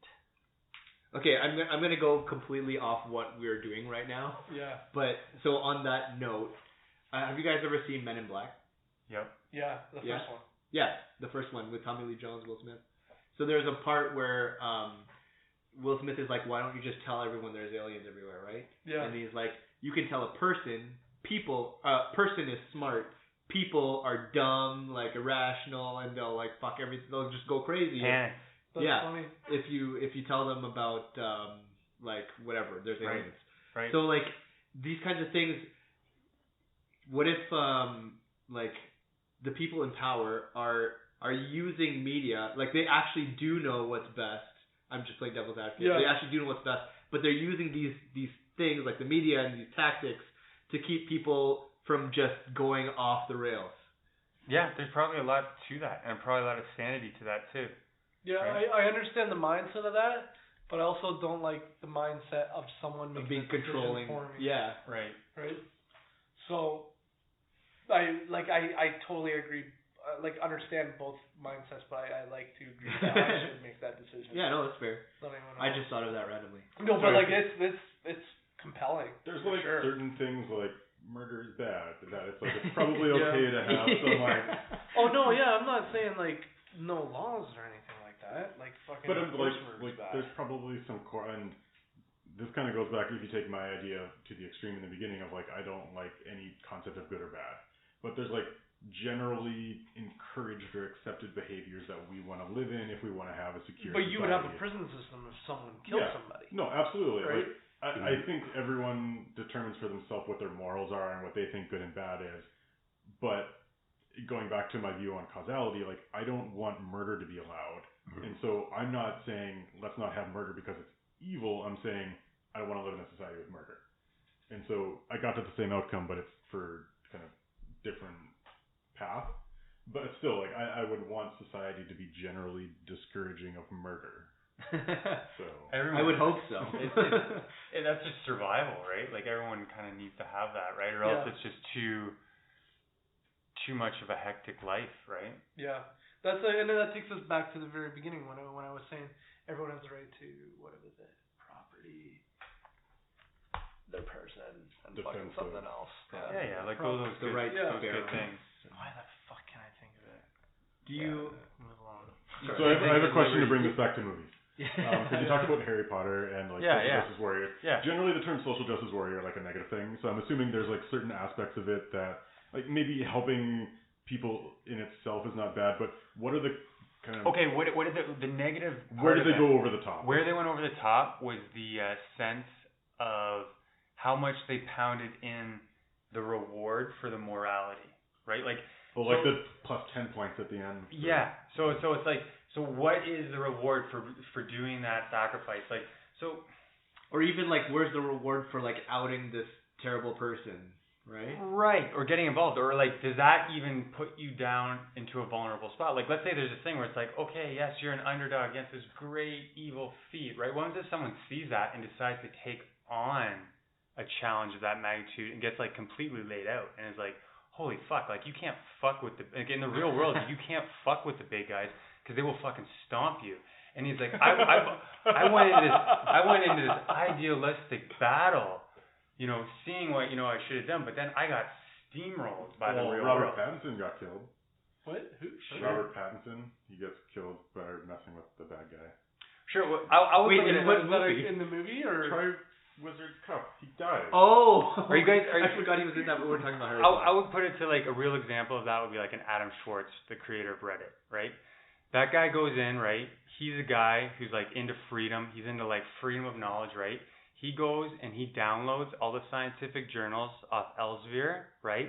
And distributes it publicly, right? And they put him in jail and they weren't going to let him off it, right? And then he ended up killing himself because he couldn't handle the stress of going to jail, right? So all he did was open source scientific journals, right? The creator of Reddit, right? Yeah. And like they put so much pressure on him, right? That he ended up killing himself because he was going to go to jail and he knew he couldn't hack it in there, right? And like that's a reality where you like that's a reality where you think, oh man, I'm doing the right thing. I'm releasing the knowledge to the masses. Yeah. And the academic community came after him so hard for doing that because they want to protect their copyright, right?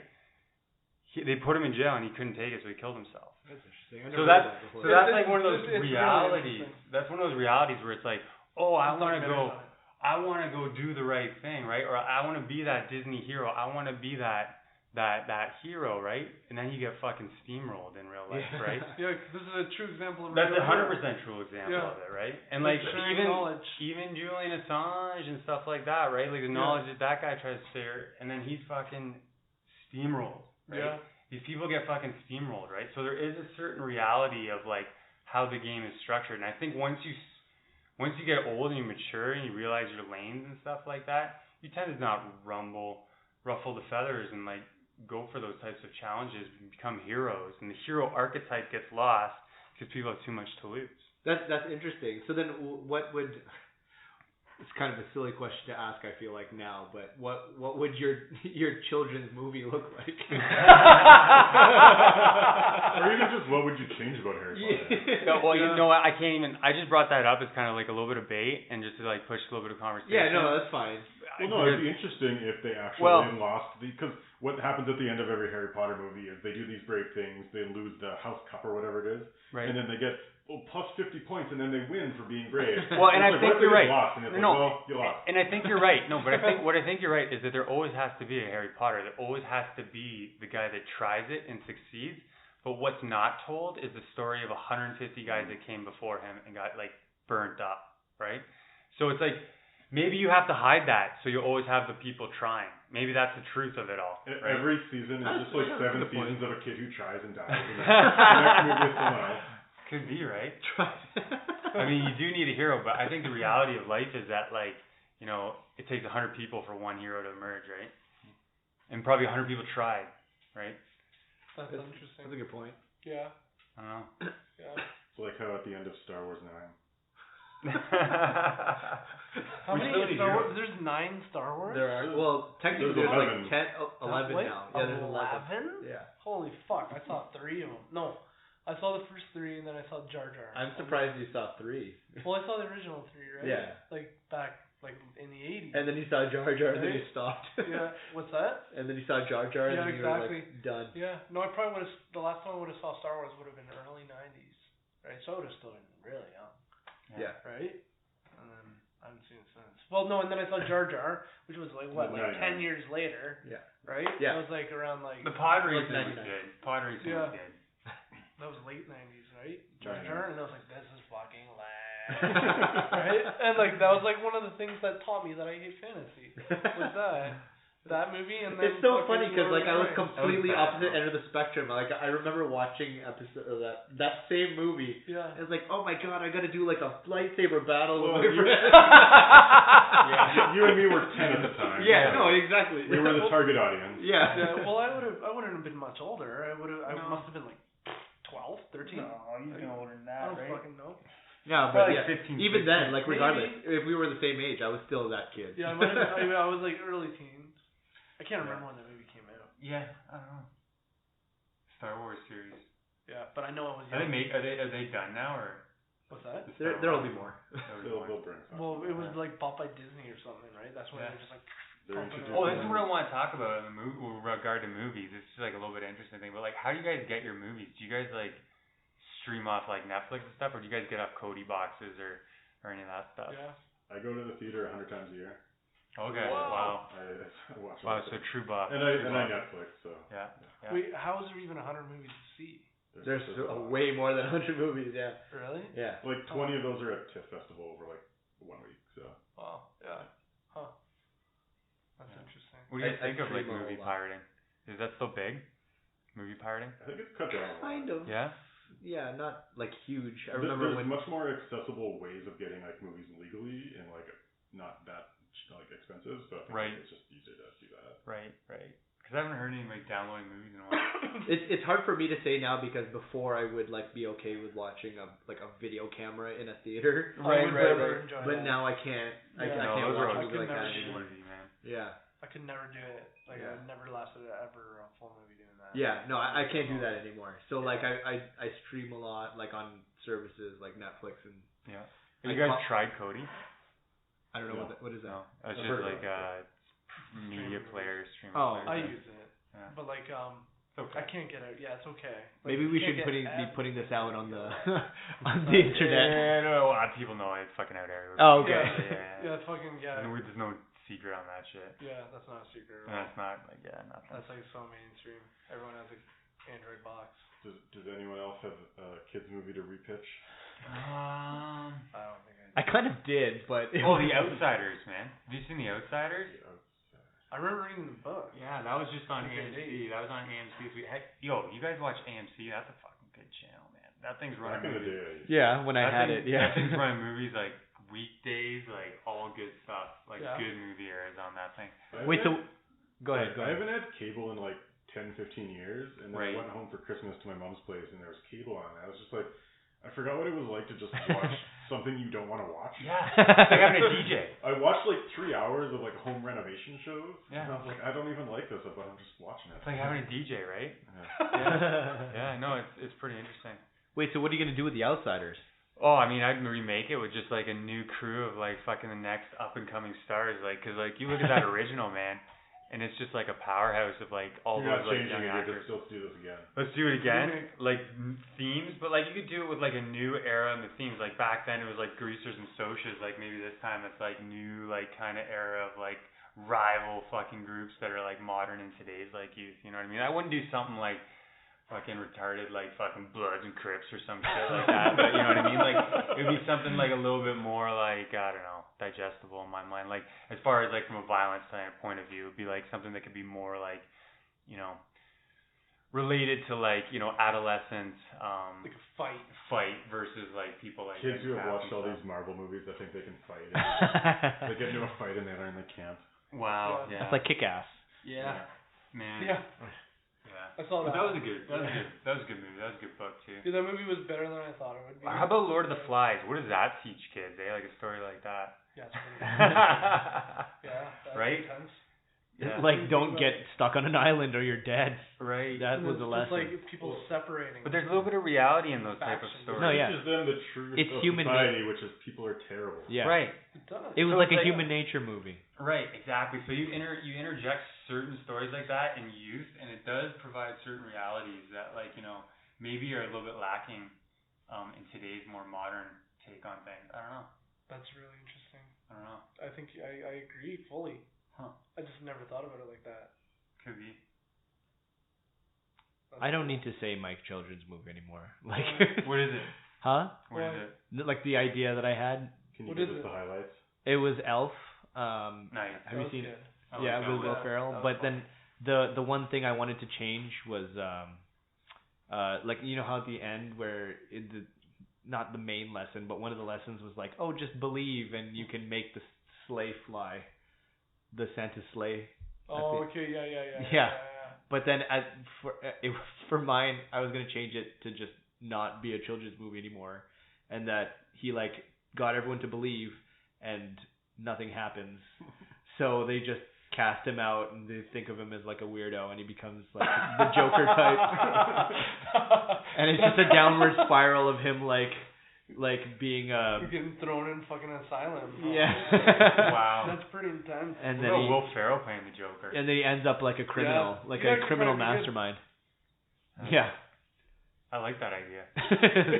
Would you do like a Christmas Day release on that? Yeah, totally. that would be funny. Well, you could probably make a good script out of that. All right, let's close off the episode here, and as we usually do, what is a movie coming out relatively soon that you are looking forward to watching? I'll go first. I'm looking forward. Well, I've already said that I'm looking forward to A Quiet Place 2. But I'm just gonna throw it out there again because I know Carson hates it. I'm also looking forward to the live action Mulan movie, which because the Disney version I think was one of the very good. I don't know. It's probably one of my favorite Disney movies. It's funny because I hear that from a lot of people, and I don't think I've ever seen it. Really? Yeah. Oh, okay. Well, yeah, it's one of my favorites. As much as I'm sure it's not going to be as good as the original, Oh, yeah. I'm curious to see how they're going to Definitely. do a live action one. I really hope there's an imaginary dragon in it. Yeah, because I watched the Aladdin, the remake of it. I only lasted like 10 minutes. I couldn't handle it. I had to turn it off.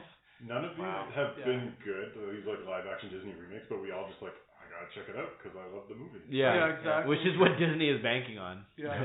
Well, because we're the target market, right? Yeah. Because it would have been our movies as a youth, and now. But now we gotta go bring our kids to something. So As- might as well be this thing. Yeah. As much as I didn't love Aladdin, it was interesting to watch. Right. Yeah. Yeah, I could see myself watching it at some point.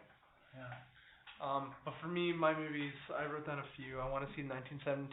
Great movie. I love war movies, so I want to see that. You'll like it. Yeah. It's really good. Yeah. And then Invisible Man. I want to see that. It just seems like a cool type horror movie coming out. So I just it's really good. But what I'm curious about is It's crazy that you would say that because most people with a horror movie will be like, oh, it was kind of lame, right? No, it's really like psychological and really well shot. That's cool. That's awesome. But part of what they have failed 3 times at making the Universal Monster universe.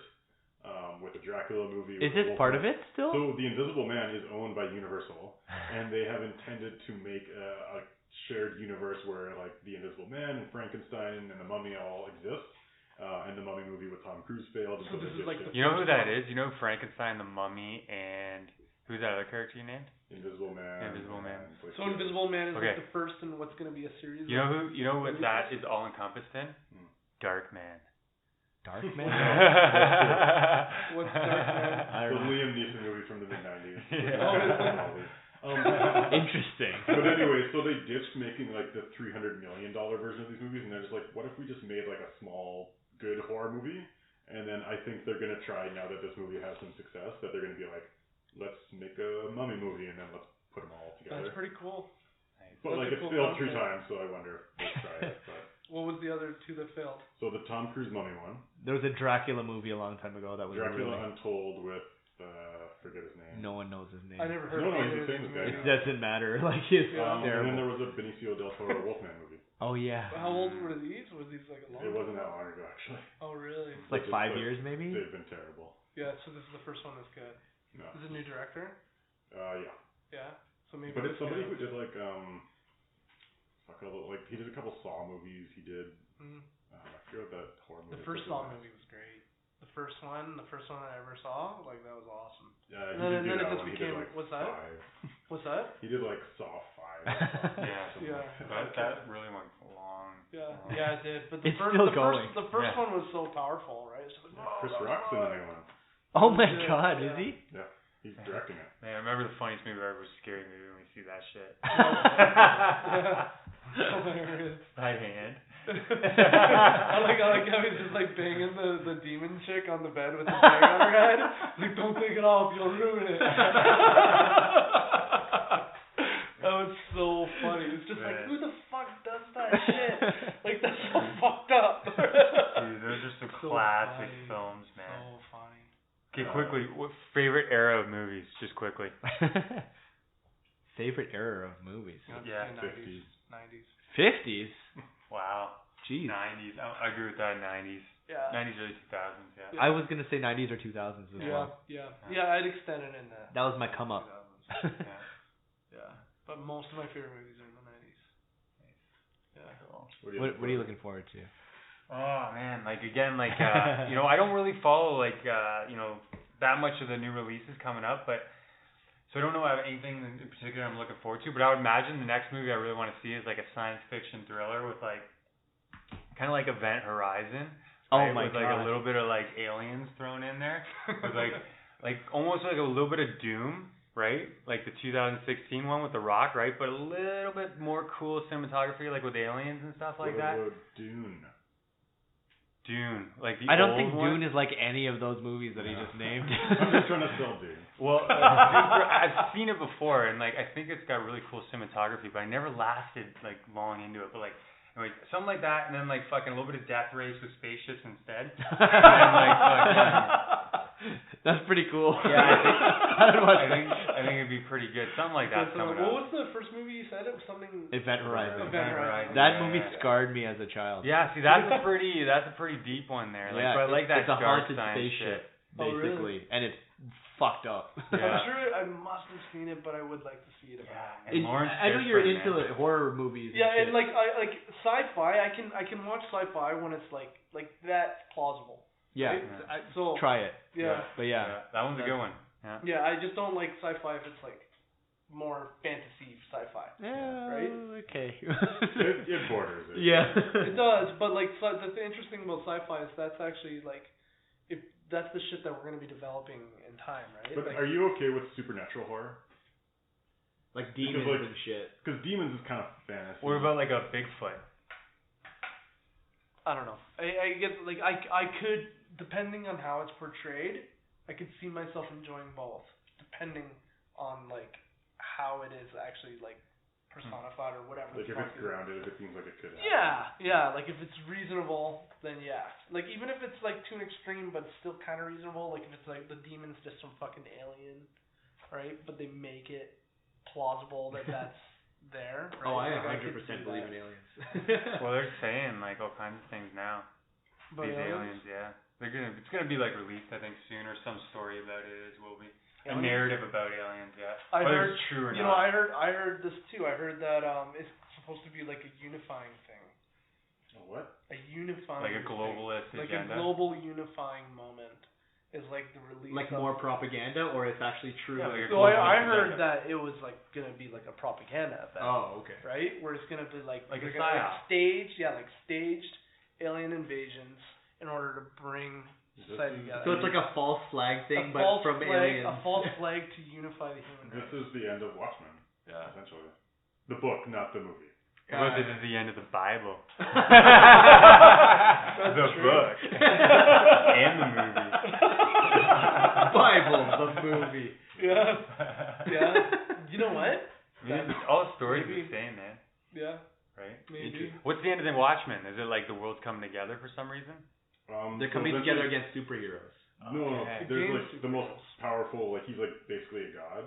Right. And he's trying to prevent the Cold War because the book is set in the 80s. Right. And they're like at the verge of nuclear holocaust, or whatever it is. 60s or something. And 70s. he conjures up an alien that like destroys New York. Right. To be like, we need to unite as a species against this. Right. Because he's like the smartest person in the world. He's like, this is what's gonna make the world peaceful. Right.